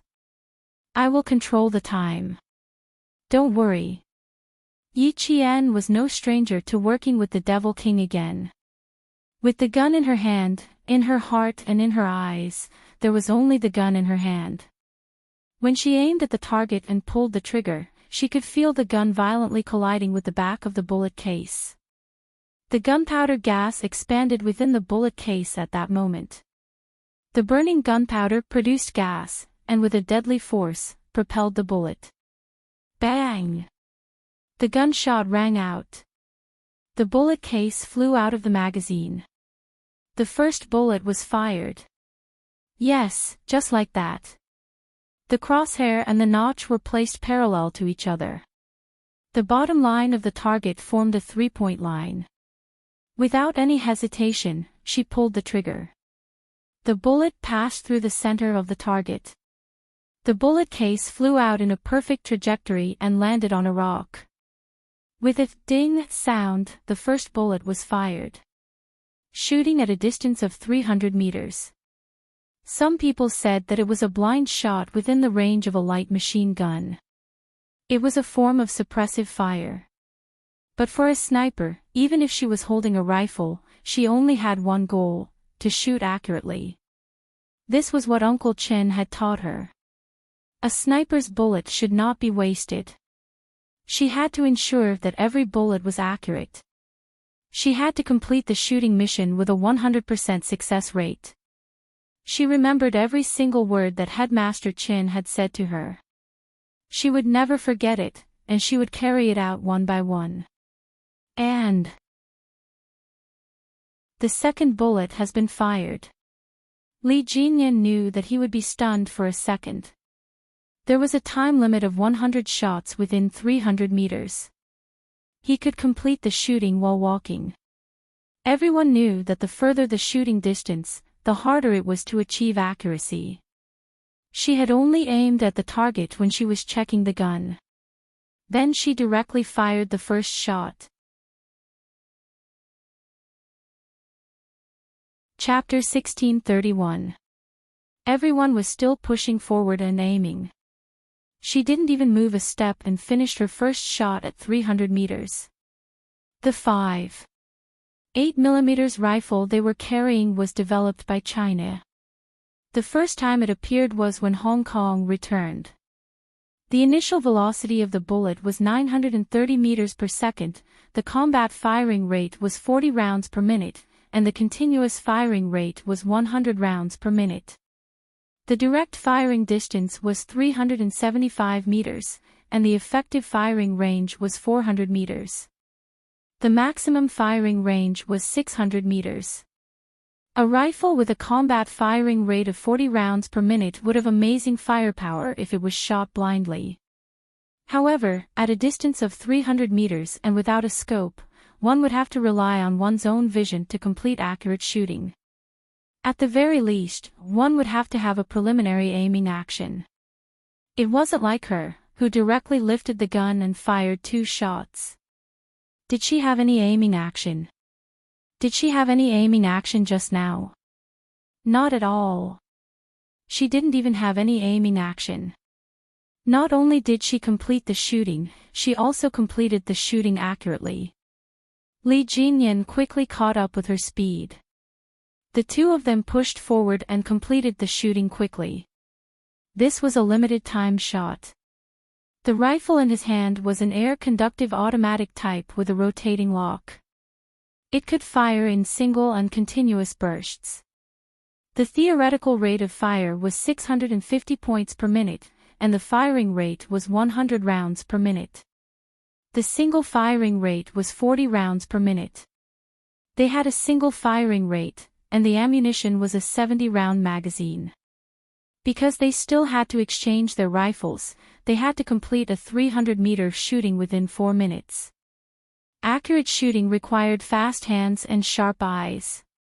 The 70-round magazine had to be changed twice, and the rule was that they had to complete the change when they had 50 rounds. It had to be said that such a rule was extremely harsh. However, the training of the Special Forces was harsh. If you couldn't complete the mission, you couldn't be considered a Special Forces soldier. If you wanted to become an excellent Special Forces soldier, you had no other choice. Yi Qian never chose. She would only face it. Facing the harsh training that could allow you to escape unscathed on the battlefield in the future, facing all kinds of seemingly impossible missions, she had no other choice. 40 rounds completed. Devil, it's your turn. Yi Qian reminded Li Jinyan, who was beside him, as he advanced 20 meters within a minute. Next, Yi Qian finished firing 50 shots. Yi Qian quickly changed the magazine and loaded it with a click. Li Jinyan finished firing 50 shots and took the rifle from Yi Qian's hands on time. There wasn't the slightest pause during the entire process. The two of them worked together as if they had been comrades for many years. Their cooperation was flawless. Yi Qian took the automatic rifle from his hands and changed the magazine again, completing the recoil resistance and correcting actions. Then, he caught up to Li Jinyan's shooting speed and the number of bullets he fired. In the command center, the technicians handed over the data of the two men's reload to the senior generals of the two armies. The major general of the army took the data and looked at it. His furrowed brows relaxed a little. He turned to the Navy commander and said, "Not bad, there is only a 0.5-second interval. Complete control and complete shooting within 10 seconds. I didn't expect the two of them to cooperate so well. They can even calculate the number of bullets fired by each other to achieve consistency in their shooting.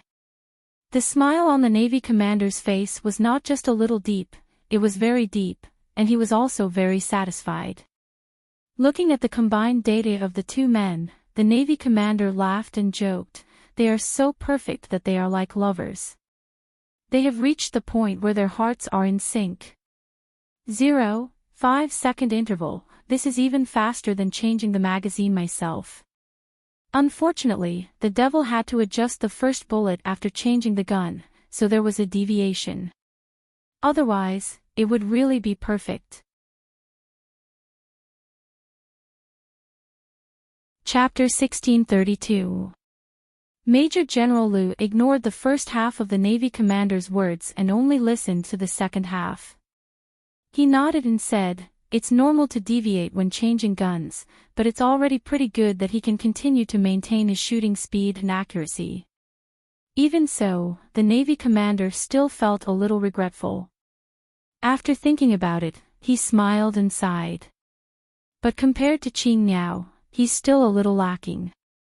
In the future, I'll have to let Qing Niao teach him. It's good for young people to interact with each other more and improve their relationship. Both of them are so outstanding, and they're both soldiers. They'll definitely have a lot of common topics to talk about. There won't be awkward silence when they're together, and they can help each other out. If they can get together, it'll really be a joyous occasion. After seeing how outstanding Yi Qian was, the Navy commander really couldn't bear to let him go. Last time, he asked Jin Yan to ask if she had any intention of staying in the Navy, but up until now, he hadn't received a reply. He might as well ask her himself after this. Major General Liu saw that the Navy commander was constantly trying to matchmake the two of them. Every sentence he said had such intentions, and this made him feel that there was no way to continue the conversation. He directly reminded him, "Old Dong, haste makes waste. These two young people don't even have horoscopes.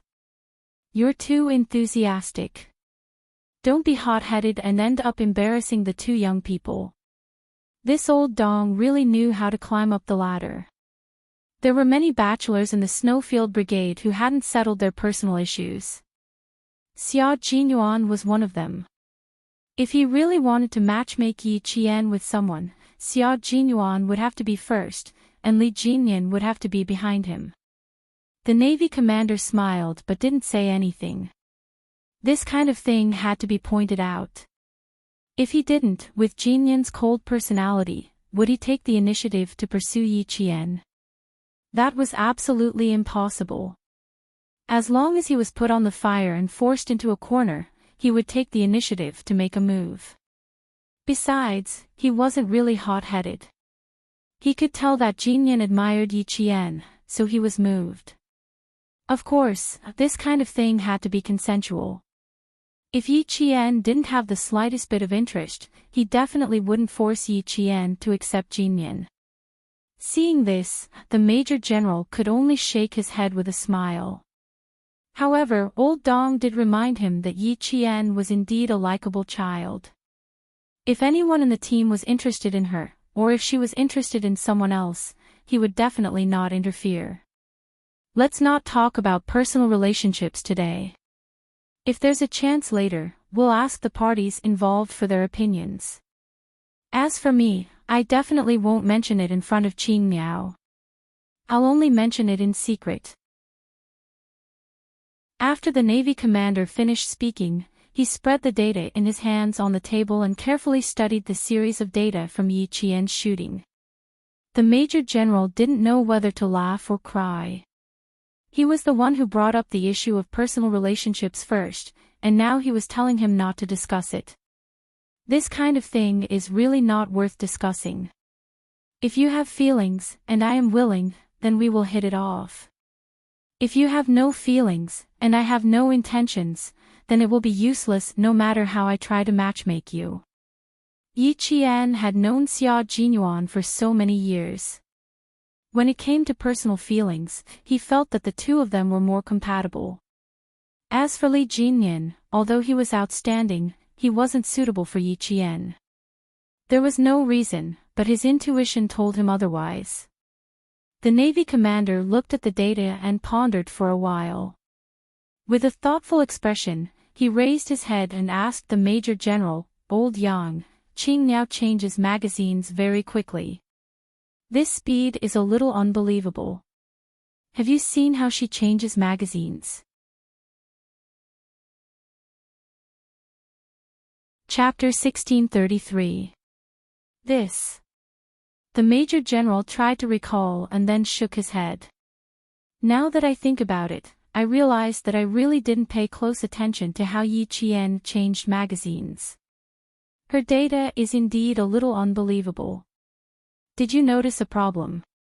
Picking up a pencil from the table, the Major General underlined Yi Qian's data from when she finished firing the 49th round to when she started firing the 50th round. The 49th round to the 50th round is when she was ready to change magazines. That's when she unloaded the empty magazines and installed the new ones. If she didn't switch guns with the Demon King, then the 51st round and the 50th round are connected. It's as if she didn't change magazines halfway through, and she completed the 50th round to the 51st round in one go.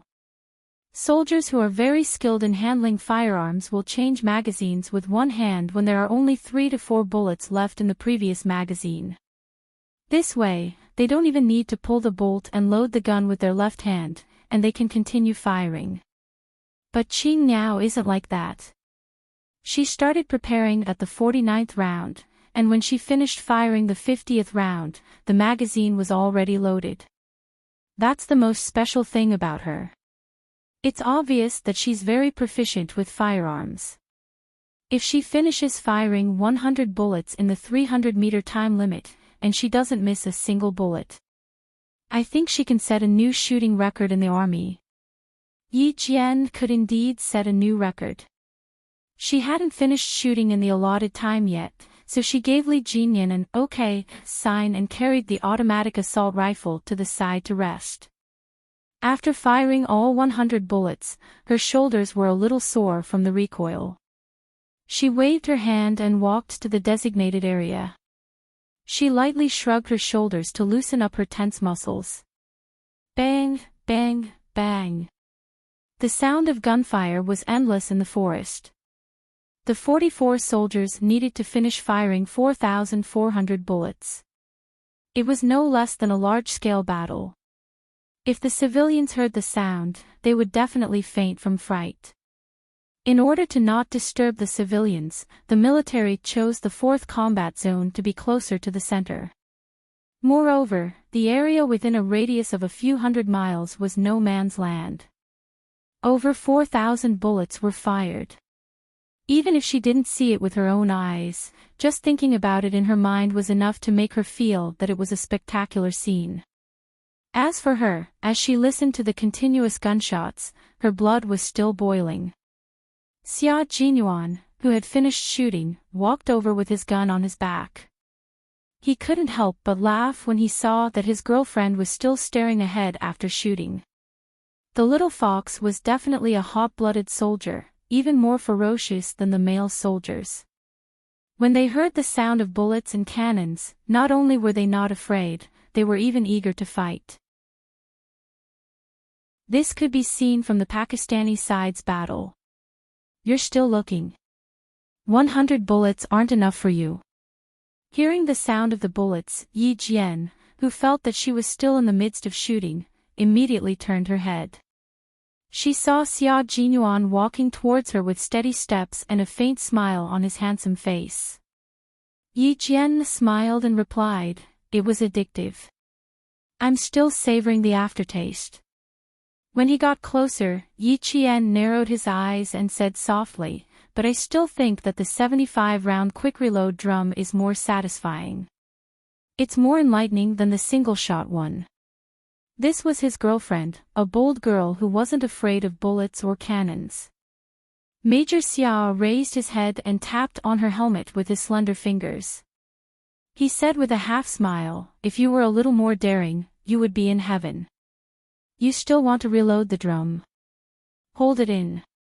I'll take you to practice later." Chapter 1634. Just a second ago, he was lecturing her, but the next second, he was spoiling her to the heavens. Yi Qian pursed her lips and smiled. Her eyes were bright and sparkling as she looked at him. It was as if she had scooped water from a magical spring into her eyes, making her look exceptionally lively. "Okay, I'll be waiting." Sometimes, Major Xiao felt that his girlfriend was really worry-free. Every time he went back to the capital to have fun with his old playboys, the women he brought out either wanted bags or money. As for his own girlfriend, bullets could make her happy. No wonder old man Xia said that he was so lucky to have won Yi Qian's heart. If he didn't grab hold of such a good girl, he might as well not return to the family Xia or enter the house. Old man Xia was very perceptive and could tell that little fox was a good girl with one look. As for himself, he was even wiser than old man Xia. He had to act early to avoid any more complications. Now, he could fight alongside her and discuss topics that they both liked. Who said that the love of a special forces soldier wasn't romantic? Could the love of a special forces soldier be as romantic as a normal person? No, they would never be able to experience the romantic love of a special forces soldier. It was a love that was intertwined with blood, a love that was filled with trust and heartfelt, and a love that involved life and death. Even the topics they discussed were not topics that normal people could join in on. As Yi Qian was talking about her shooting, Xia Jinyuan's thin lips curved upwards. "You finished shooting 31 seconds earlier. Looks like you've learned Uncle Chen's trick. This trick is very helpful in maintaining the firepower on the battlefield. It can reduce the time between bullets." As he spoke, he seemed to be deep in thought. After a while, he said to Yi Qian, "Next time, you'll be in charge of giving us a lesson. Once we've mastered the essentials of shooting, we'll figure out how to increase our speed together." Essentials? Yi Qian thought for a while, then shook her head. "There's no essentials. The main thing is that you have to know how long it takes for each bullet to hit the target. Then, you have to calculate how long it takes for you to change the magazine. You can directly change the magazine with one hand to achieve the continuity between bullets and maintain the firepower." It was easier said than done. Xia Jinyuan had already started experimenting with 2 empty magazines. The first step of changing magazines with one hand was to hit the clip against the tenon to complete the magazine change. This was something that all his comrades in the Snowfield Brigade knew. The whole process took about 2 to 3 seconds. The difficult part was that he had to immediately calculate the distance between the bullet and the target and how long it would take to hit the target.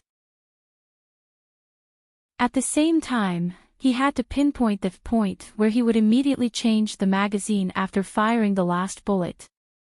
And this point directly affected the continuity of bullets.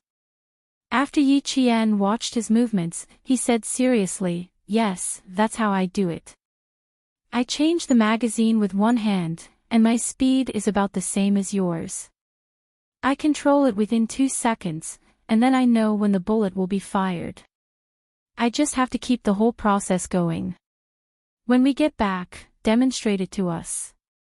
We'll use a distance of 300 meters as the standard." Xia Jinyuan tried twice in a row and knew that he couldn't fix the point properly.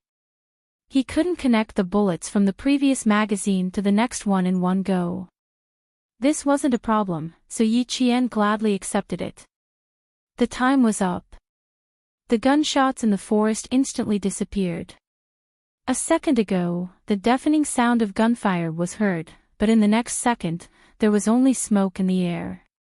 There was no sound of gunfire at all. It was so quiet that it was as if nothing had happened. Chapter 1635. It was snowing heavily, and the north wind blew through the forest, dispersing the thick smell of gunpowder. About 2 kilometers away from where the two teams were shooting, the local troops heard the dense gunfire and knew it was their turn to enter the battlefield. This was a nature reserve. Although it was included in the temporary battle zone for the two teams, they still had to pay attention to the necessary things. The local troops needed to help collect all the bullets. 44 comrades meant that there were 4,400 rounds of ammunition. These were all the missions of the local troops. Gather. Following the platoon commander's whistle, the two squad leaders quickly gathered their comrades. Attention, turn back. They led their comrades to their destination. It took some time to collect all the bullets, but with the help of the local troops, it saved the two teams a lot of time. The results were out. Li Jinyan and Yi Qian missed the target twice out of 200 bullets, and were ranked first. Xia Jinyuan and K7 missed the target 3 times, and could only be ranked second. K7's thin face was a little tense, and his murderous aura was somewhat exposed. He said to Xia Jinyuan, "It's my fault, I'm sorry, Captain. Qing Niao's shooting skills are above all of us. We're not too bad of a team to be ranked second." Xia Jinyuan patted his comrade's shoulder and smiled. "Next time, continue to work hard and win back what you lost." The 2 bullets missed the target because Li Jinyan and Yi Qian were affected by the wind and snow when they were changing guns. His situation was the same as K7's. They were both affected by the wind and snow when they were changing guns. These were all uncontrollable factors, and mistakes were understandable. However, understanding was one thing, and the main thing was that their shooting skills were not at their best. Take Qing Niao for example. She was holding the same gun as everyone else, and they were all shooting at the same time. Why was she able to hit the target every time? It was because her shooting skills were so good that she was not affected by the weather. Qing Niao is talented. Do you still remember the mission in Pakistan? Normal people aim first before shooting, but she's different. She can directly aim and shoot when she pulls the trigger. That's the biggest difference. It's a talent blessed by the heavens. It's difficult for us to have her talent. Xia Jinyuan bent down and picked up the 2 bullets from the snow. His handsome eyes were slightly sharp. We don't have her talent, but we need to learn shooting skills from her. We can't be complacent, and we can't find excuses for our losses. We admit that we lost, but we can't keep losing like this. The snow was unusually heavy. The feather-like snow fluttered and decorated the mountain into a world of white. Xia Jinyuan, who was holding 2 bullets in his hand, looked at his comrades. His sharp eyes were like the cold light on a blade, revealing a frightening sharpness. "So, K7, we can admit defeat, but we can't keep losing." Even if the person who surpassed them was Yi Qian, his girlfriend, he would not admit defeat, nor would he find excuses for himself. Winning had always been their goal, and it would not change because of anyone. Yi Qian knew that her 100 bullets hadn't gone to waste. She stepped on a bullet with her military boot. When she bent down to pick it up, she saw Li Jinyan standing in front of the target with a hostile aura. He was looking at her results.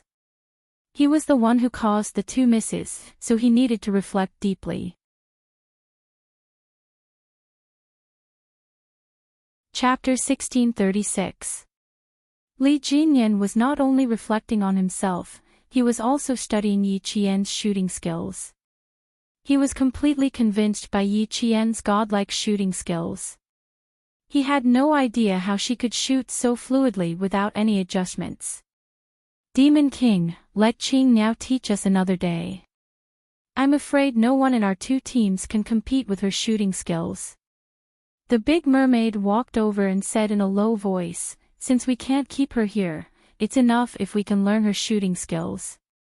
After Li Jinyan got the reply from Yi Qian that night, although he did not contact the Navy commander, he still told the Big Mermaid. As for the Navy commander, he would talk to him after the hunting operation tomorrow. Li Jinyan's somewhat dark gaze shifted away from the target. He said to the Great Mermaid, "Tell me, is there anyone who can accurately shoot without aiming at the target? How is that possible?" The Big Mermaid laughed. Why did the Demon King suddenly ask this? It's completely impossible. Until now, our army doesn't have such a sharpshooter. Everyone knew that one had to aim before shooting. Without aiming and preparation, how could one shoot accurately? It was not like they were blindly suppressing fire. As long as it was an accurate shot, one had to aim first. This was the law. Li Jinyan also thought that it was impossible. He was probably overthinking it. However, when he thought about Yi Qian's shooting movements, he really felt that she was shooting directly with a gun. She did not aim at all. He was deep in thought, as if he was thinking about a big problem. The Big Mermaid looked at him. "What's wrong? You look like you have a lot on your mind. Did you encounter something difficult to solve? About the competition? About the 300-meter shooting?" Other than these two things, he could not think of anything that the Demon King was troubled by. "Qing Niao, if I said that she did not aim at all, do you think it's impossible?" As if feeling someone's gaze on him, Li Jinyan's feet moved slightly. His military boots squeaked as they crushed the snow. He turned around and his gaze met Yi Jian's from afar. Yi Qian, wearing combat equipment and a helmet, stood in the snow. She smiled at the man who turned around and looked at him calmly. She continued to bend down and pick up the bullets. The snow blurred her beautiful face, but Li Jinyan felt that he could see the smile on her face clearly. It was like a red plum blossom in the snow, facing the wind, standing on a branch with a cold fragrance. He calmly looked away and looked at the Big Mermaid, who was shocked by his words. "I'm also shocked, but it's possible. After the training, I'll verify my guess." The command center was so quiet because of the Major General's words that you could hear a pin drop. The technicians felt that the atmosphere was a little strange. They could not help but use less strength when pressing the buttons to avoid alarming the senior generals. The Navy commander looked at the Major General, who said something shocking. After taking a deep breath, he once again looked at the data of Yi Qian's shooting. He took out a pencil and wrote for a while. He then said to the clerk beside him, "Reanalyze the data in detail. I need to know how long each bullet took to shoot." "Yes." The clerk took the data and immediately handed it to the technician for another detailed analysis. Chapter 1637. After the Navy commander finished giving his instructions, he tapped his fingers on the table. His face, which was slightly tanned by the sun, looked very tense. Just like Li Jinyan, he seemed to have encountered a difficult problem. After knocking, the Navy commander looked up at the Major General, who was also staring at the data. "Old Yang, if this is true, then it's really a big surprise. One soldier can fight against a few hundred soldiers." In fact, the Major General was also shocked by his own speculation. However, it was undeniable that Yi Qian was indeed very capable. In addition, she was also a sniper, so she could definitely fight against a few hundred soldiers. Then he said, "She's a sniper, and we spent a lot of effort to train her. Being able to fight against a platoon of soldiers is also our hope for her. In order to make her sniping skills reach a certain level, the person who trained her put all his efforts into training Qing Niao. That's how she became the Qing Niao she is today. If we add on her extraordinary talent, it's indeed possible for her to fight against a few hundred soldiers. However, this is just our speculation for now. I still need to verify it." During the battle on the Pakistani side, Xia Jinyuan had mentioned to him that Yi Qian's marksmanship was different from others, but he did not explain in detail what made it different. When he later found out that the person who trained Yi Qian was the Sniper King who was known as the World Sniper in the 1970s, he naturally assumed that Yi Qian's marksmanship was definitely different from the rest. After all, the title of a World Sniper was still held by that person, and he was still a legend that no one could dethrone. The Navy commander knew that the Major General would not say such an impossible speculation for no reason. There had to be some basis for it, but he still needed to confirm it for now. Then confirm it now, so I don't have to think about it with you. The Navy commander made the decision and immediately contacted Li Jinyan, who was preparing to leave. Li Jinyan had already finished organizing his team. The local troops were waiting for them to leave before they started collecting all the warheads.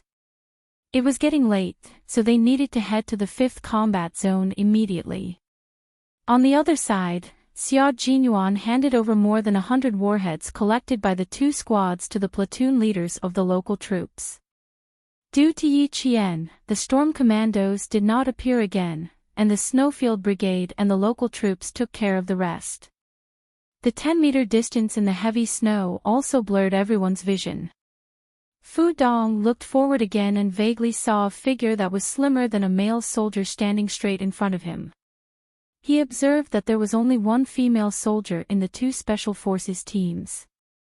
Class Monitor Fu, your class is in charge of the west to the north. Class Monitor Liu, your class is in charge of the east to the south. 4,400 bullets, 4,400 warheads must be collected for me. Not a single warhead can be left out, do you understand? Yes. Yes. Fu Dong retracted his gaze. Until now, he still felt that he had not recognized the wrong person. That female soldier was Yi Qian. Xia Jinyuan's gaze slid past Fu Dong's face without leaving a trace. He was indeed Little Fox's junior high school classmate. He had an impression of her, but he did not expect to meet her here. It was really fate. This male soldier must still have some doubts, otherwise, he would not have kept looking forward. They had not seen each other for more than 3 years, and even though her face was covered in thick paint, this male soldier could still vaguely feel that the female soldier was Yi Qian. It had to be said that Little Fox had a great influence in the class back then, and she had left a deep impression on everyone.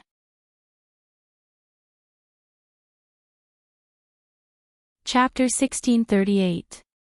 At this time, the command center had already contacted Yi Qian. The commanding officer's voice came through the earpiece, "Qing Niao, we already have the data analysis of your shooting. Now the command center has a big question to ask you, and we need you to answer it. According to the analysis, we found that the speed of each bullet was almost the same, and there was no pause in between. Qing Niao, how did you do it?" So it was about that. Yi Qian thought about it and answered seriously, "It's not easy to explain directly. I can demonstrate it again, this way it'll be clearer." It was really not easy to explain. She couldn't tell the commanding officer that she was relying on her intuition like last time. In fact, she was relying on her intuition. However, a live demonstration would be more direct and would not leave too many doubts in people's hearts. When Uncle Chen found out that she could shoot like this, he was quite surprised. He thought it was an impossible but real miracle. Yes, Uncle Chen said it was a miracle that came from talent. She didn't know if it was a miracle, but every time she finished shooting, she had a very strong feeling. It was as if the gun was one with her, and the bullet was like an obedient child. She looked at the target, raised her hand, and aimed at the target, and the bullet could hit the target accurately. There was no way to explain it, only a live demonstration. The commanding officer was looking forward to it. The cold wind blew on his face like a knife cutting into his skin. "Yi Qian, who had entered the fifth combat zone, gently exhaled a breath of hot air to warm his fingers. Beside her, Li Jinyan looked back at her. If you're cold, rub your hands. As a male soldier, he also felt the cold. His hands and feet were stiff from the cold. His joints felt like they were poured with rust, and there wasn't much flexibility. It was 4:00 in the afternoon, and the hunting operation was in full swing. Yi Qian raised his hands and rubbed his ears. He even gritted his teeth and put his hands under his collar to warm his hands with his body temperature. The temperature in the mountains was negative. If it wasn't negative 15 degrees Celsius, it would be negative 10 degrees Celsius. It couldn't be helped that the weather wasn't perfect. The members of the Storm Amphibious Frogman Assault Team who were used to training by the sea gritted their teeth and endured the cold wind head-on. The snow had stopped falling, but the north wind was still howling and blowing snow everywhere. Their line of sight was still a vast expanse of whiteness, which made it extremely difficult for reconnaissance work. After Li Jinyan finished his reconnaissance, he gestured to Yi Qian, and the two of them continued forward. On the other side, J5 said to Xia Jinyuan, I'll leave Demon King Li to you, and I'll leave Qing Niao to you. Why did you assign two powerful characters to me? You think too highly of me, your brother. J5, who had already been captured once, felt that the pressure wasn't ordinary. Demon King Li was comparable to Q King, and Qing Niao's assassination skills weren't bad either. He really felt that he was the weakest of the four. Xia Jinyuan, who was bent over, used his binoculars to observe the lake. His thin lips curved into a cold smile. The more you're afraid, the more I want you to go. If you're captured, won't you get back at them? A black shadow swept across the lake. Xia Jinyuan immediately put down his binoculars and contacted his brothers. Team D, pay attention. The sentry is here. Be careful. Whoever becomes the first captive will run 20 kilometers with weights. Even if you have to die, you have to finish it. Chapter 1639. All the members of the Snowfield Brigade shuddered. Q King could be so ruthless that he could peel off a layer of skin. 20 kilometers was nothing. What mattered was how much weight they had to carry to complete the 20 kilometers. Pigeon, White Crane, you two go lure the enemy. Xia Jinyuan lowered his voice and arranged for the battle. The two of them were good at fighting in the snow. As long as they were in a place with snow, they would be no different from fish in water. Only they would be able to discover the enemy. By arranging the two of them to lure the enemy, Xia Jinyuan wanted to start the captive plan. After the two of them left, Xia Jinyuan spread the battle map on the snow and looked at it. He frowned slightly. The fifth combat zone covered a huge area. Why did he feel that the command center was going to do something else? Only 2 teams were allowed to complete the hunt. Wasn't this a little too easy? I'm afraid the command center will do something else. We can't spread our forces out for the time being. After Xia Jinyuan made his judgment, he immediately switched to the public channel and whispered to all the members of the Snowfield Brigade, stay in a triangular formation and keep our forces concentrated. Don't rush to the other side of the lake. Then he said, the Major General won't act until he sees the hare. The commander of the Navy is the same. The fifth combat zone is so big that it's impossible for them to only arrange a simple hunt for both sides. Brothers, gather your forces together just in case. Just like the Storm Commandos, they also completed the hunt in groups of 2. No one stood still and waited for the enemy to come to them. Everyone was moving and completing the hunt in their own way. Li Jinyan was also spreading the battle map on the ground. His fingers wearing combat gloves moved across the entire fifth combat zone. Finally, he asked Yi Qian, do you feel that this hunt is too simple? It was so simple that it didn't seem like the commander's style. Yi Qian didn't know how to answer this question. This was her first time participating in a competition like this. She shook her head and answered truthfully, "Sorry, this is my first time participating in a competition like this. I'm not too familiar with the combat styles of the two leaders of the command center, so I can't give you any advice. It's a little too simple. The commander's style is to be more aggressive towards the end. Now it's a bit like boiling a frog in warm water." After Li Jinyan finished speaking, he contacted the whole team. "Gather the troops. Big Eel, stop luring the enemy." Fighting in the snow was the weakness of the Storm Commandos. They were much more cautious than the Snowfield Brigade. Looking at the red and green dots representing the two armies suddenly slowing down, the Marine commander sighed a few times. These two guys are really a bit difficult to deal with. "It's done, old dong.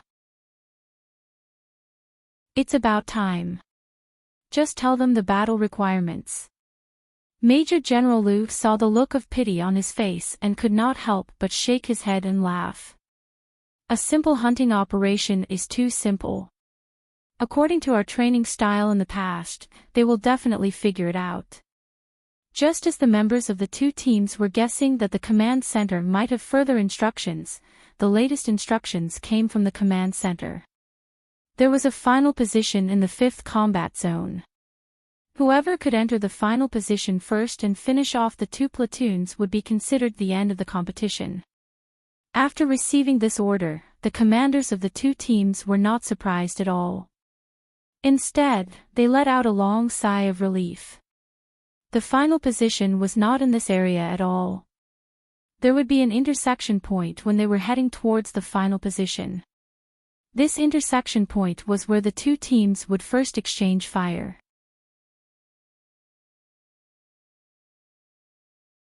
Chapter 1640. Without further ado, the commanders of the two teams quickly adjusted their battle strategy. Xia Jinyuan immediately called back the White Crane and Pigeon while Li Jinyan immediately stopped the baiting tactic and led his team to the final location. The final location was surrounded by barbed wire, and the wire was connected with high-voltage electricity. Other than the members of the Storm Assault Team and the Snowfield Brigade, no one else could enter. There were a few wooden huts inside. These wooden huts were used by the forest police to rest at night when they were patrolling the mountains. Now, they had been taken over as a base that needed to be taken down by the Snowfield Brigade and the Storm Assault Team. There were 2 platoons of soldiers inside the base and 2 platoons outside.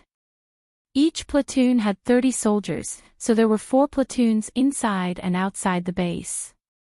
A total of 120 targets needed to be taken care of. The 2 teams needed to take care of the soldiers guarding the base before they faced each other. At this time, both teams were tired and hungry. At the same time, their physical strength was severely depleted. The command center did not give them much time to rest in order to better understand each team's combat ability. The 5-day competition had to end by 6 p.m. the next day. If both teams failed to take down the base, both teams would lose. The temperature inside the wooden hut was slightly better than outside, but the north wind still came in through the gaps in the wooden hut. A sentry pushed open the wooden door and walked over. He patted the snow off his body and walked to his platoon leader. "Platoon leader, let's just keep watch for tonight." They had been on guard for 3 days, but they still had not seen the so-called special forces. Tonight is about right. Stay alert tonight. Don't let anyone sneak up behind you and slit your throat. The platoon leader had been keeping a close eye on his soldiers for the past few days. It was fine during the day, but he was afraid that someone would sneak up on them at night. This time, he brought his soldiers here to broaden their horizons and see how the special forces killed the other special forces. It was really lucky for their platoon to have such an opportunity. Outside the wooden hut, the snowy wind had not stopped blowing. The wind blew into the hut and made the raincoat flap noisily. The platoon leader could not help but stand up and look outside. With such a strong wind, the snow should stop at night. When the snowy wind blew on his face, it was like someone had slapped him. It was painful and itchy. In the end, even his nose was so stiff that he could no longer feel it. Other than Li Jinyan, who was slightly paler, the rest of the water ghosts were all dark. Even if their noses were frozen like carrots, it was not very obvious. Yi Qian was different. When she stood among the water ghosts, she was like a white swan mixed among black swans. Right now, her nose was the most obvious red. Li Jinyan couldn't help but want to laugh a few times when he talked to her, but he restrained himself very well. Yi Qian, who didn't feel cold even after walking for so long, couldn't help but cover his nose. His gloved fingers lightly touched the tip of his nose. He didn't know whether to laugh or cry. He seemed to have lost his senses. He was so cold that he felt like he was touching someone else's nose. Don't touch it, don't rub it. Go back and take a scalded radish.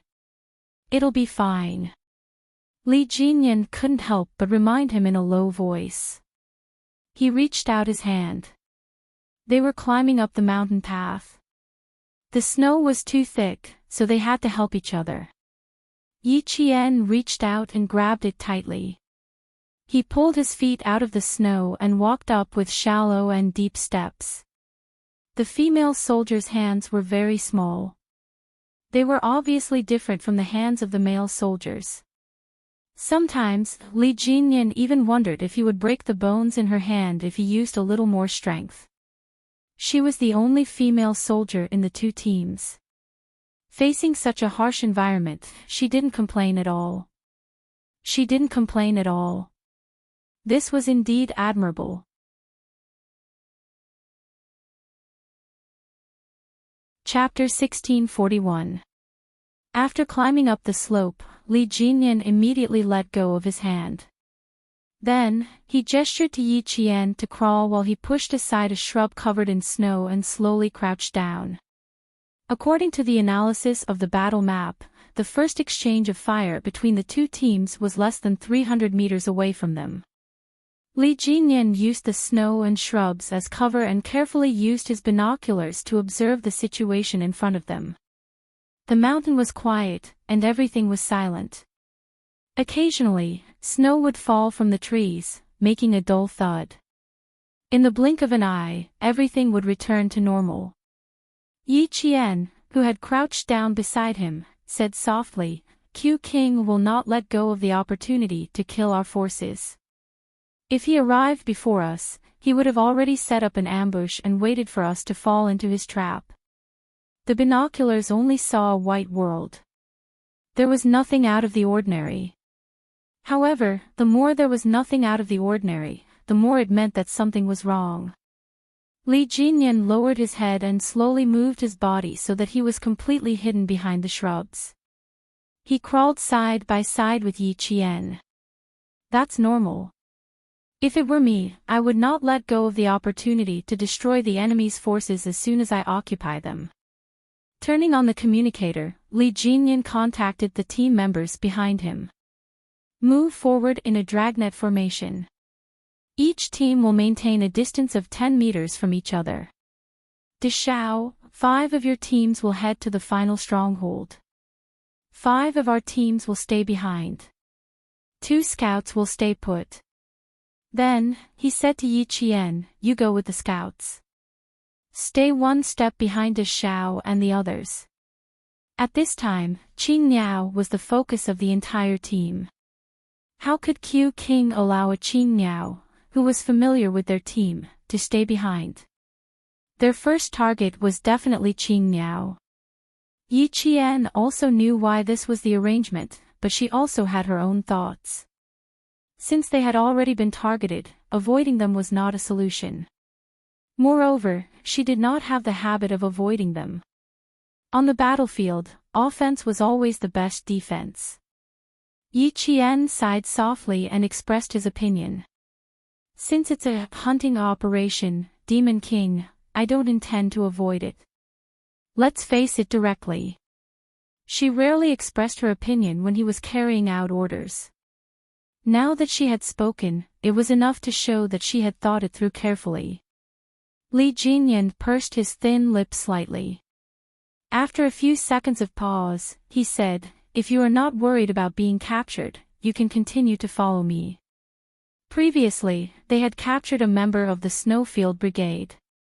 In this hunting operation, the other party would definitely want to get back at them. Qing Niao was undoubtedly their target. Yi Qian did not hesitate. He chose to take action. On the snow, a few sparrows were jumping around happily. Their light bodies became the only vivid scenery in the snow, leaving a string of small paw prints. Xia Jinyuan used a tree branch to pick out the snow stuck to the bottom of his boots so that it would be easier for him to take action later. Q King, there's a situation. Bai He's voice came through the earpiece. It was low and contained a hint of excitement. There's movement. We didn't wait for half an hour in vain. The Snowfield Brigade had arrived at the first crossfire half an hour ago and had set up an ambush. J5, I'll leave Qing now to you. Xia Jinyuan threw the tree branch lightly into the bushes. The military target swept through the bushes, and the snow fell quietly to cover up his tracks. A few camouflaged figures flitted through the pure white world. They were as light as birds flying in the snow and disappeared silently. Yi Qian, who was leaning against the tree trunk behind her, panted lightly. He turned on the communicator to contact his team members. It's about 5 minutes. It's about time to start. Bai He and Dove were scouts. Xia Jinyuan had told her that as long as they were in the snow, they would be like fish in water. It would not be easy for her to slip past under their noses.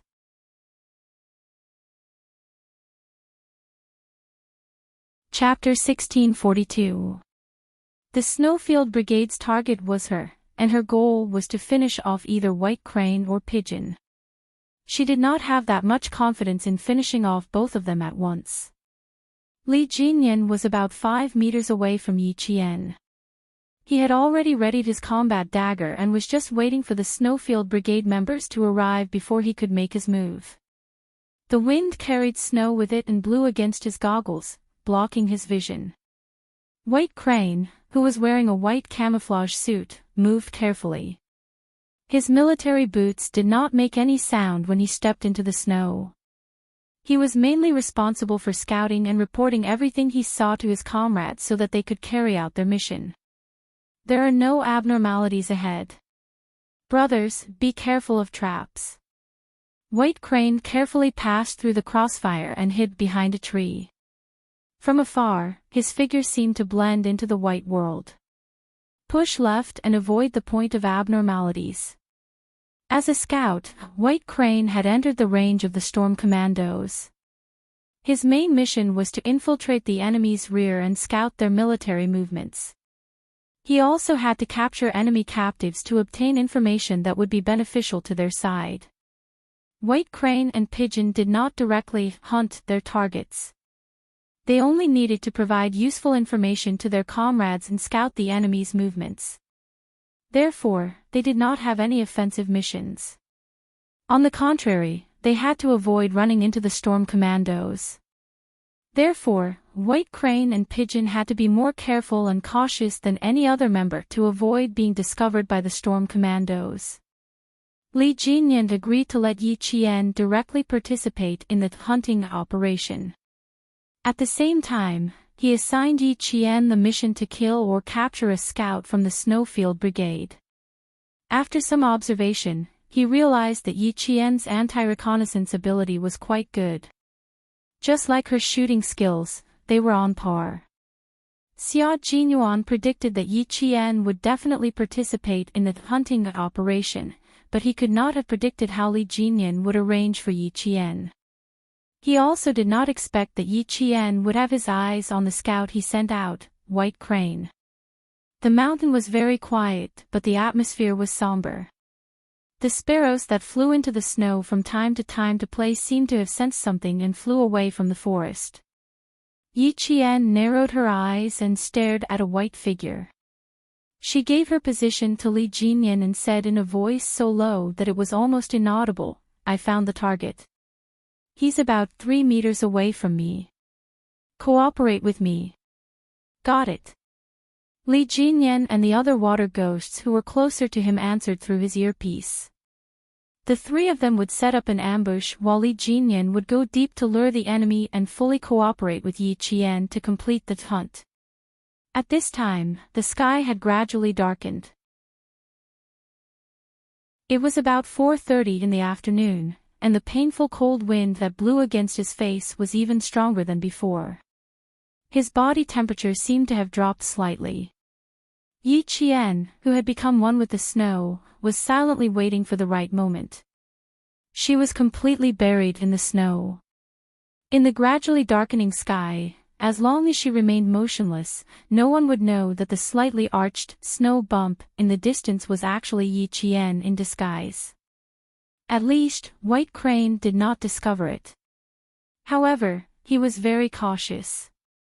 After entering the Storm Commando's range, he would lurk and observe every meter he walked.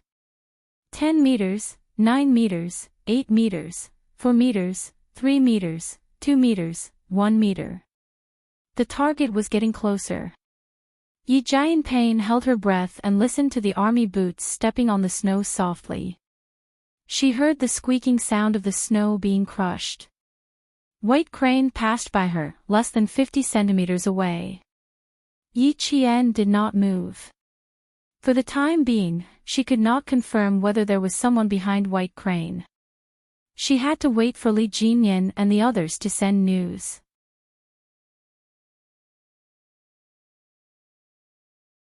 Chapter 1643. Her target was the Snowfield Brigade Scouts, while Li Jinyan's target was Xia Jinyuan. She thought that Xia Jinyuan's target would definitely be Li Jinyan as well. King against king, there would definitely be a decisive battle. Suddenly, the sound of fighting came from behind. Yi Qian felt a chill run down his spine. The Storm Commandos had been outflanked from behind. Even though Yi Qian knew that he was being outflanked from behind, he still maintained his current posture so that Bai He, who was less than a meter away from him, did not notice him at all. She even held her breath as she heard Bai He say, 5 meters away from me. Target spotted at 7 o'clock. K7, surround him. T6, you'll be the vanguard. Bai He quickly pinpointed his position and informed his comrades behind him to move quickly. When Yi Qian heard this, he knew that the Storm Commandos had all entered the Snowfield Brigade's ambush range. Just as Li Jinyan had said, the Snowfield Brigade would definitely not miss an opportunity to strangle their targets. This was a frontline unit that was good at ambushing and assassinating. They would only attack and would never stay in their original positions. The figures of 2 Snowfield Brigade members entered the line of sight of Li Jinyan and the other 2 water demons. Following the order to move came from the communicator, Yi Qian leaped out from the snow like a hidden snow leopard, flashing his sharp claws at the prey he had locked onto. Right at this moment, Bai He received a cold order from Xia Jinyuan. Bai He, retreat. There was no time to explain and Xia Jinyuan ordered Bai He to retreat immediately. But it was too late. Hearing his captain's order through his earpiece, Bai He felt a murderous aura coming from behind him, causing him to quickly leap forward and narrowly avoid the murderous aura coming from behind him. He turned around and saw clearly who the person who had ambushed him was. J5, where did you run off to? Qing Niao has her eyes on me. When Bai He saw that it was Yi Qian, he immediately felt that something bad was about to happen. He had never seen Qing Niao's strength before, but after working with her once, he felt that she was unfathomable. J5, who was about to stuff a ball of snow into his mouth to quench his thirst, choked violently. He contacted Xia Jinyuan, who was far away from him, and said, "Qing now targeted by he. She's really ruthless. She directly gouged out our eyes. Let's take a gamble and see if Bai He kills Qing Niao or if Qing Niao kills Bai He." Seeing that his comrade was still in the mood to take a gamble, Xia Jinyuan raised his thin lips and said with a faint smile, "As an instructor, if you get captured a second time, J5, you won't be able to escape a 20-page self-reflection." J5's body shook violently. Although he was an instructor, he was also afraid of writing reports. When he had applied for a transfer, one of the reasons was that he was not good at writing reports. If he was captured again, he would slap himself 50 times. Stall the devil for at least half an hour. Xia Jinyuan approached Bai He with his rifle.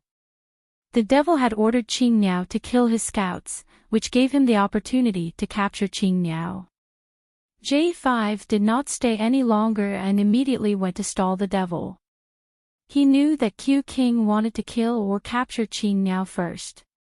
How could Yi Qian be so stupid as to wait for the Snowfield Brigade to come to Bai He's aid and kill her while they were at it? After her first failed sneak attack, she pounced on Bai He again.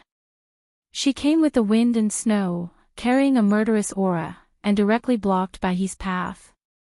At this moment, Bai He finally understood why K7 and the others said that Yi Qian was a natural-born soldier.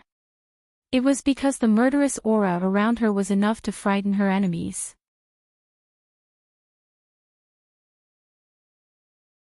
Chapter 1644. Bai He knew that his comrades would come to support him, because Q King's goal was to capture Qing Niao.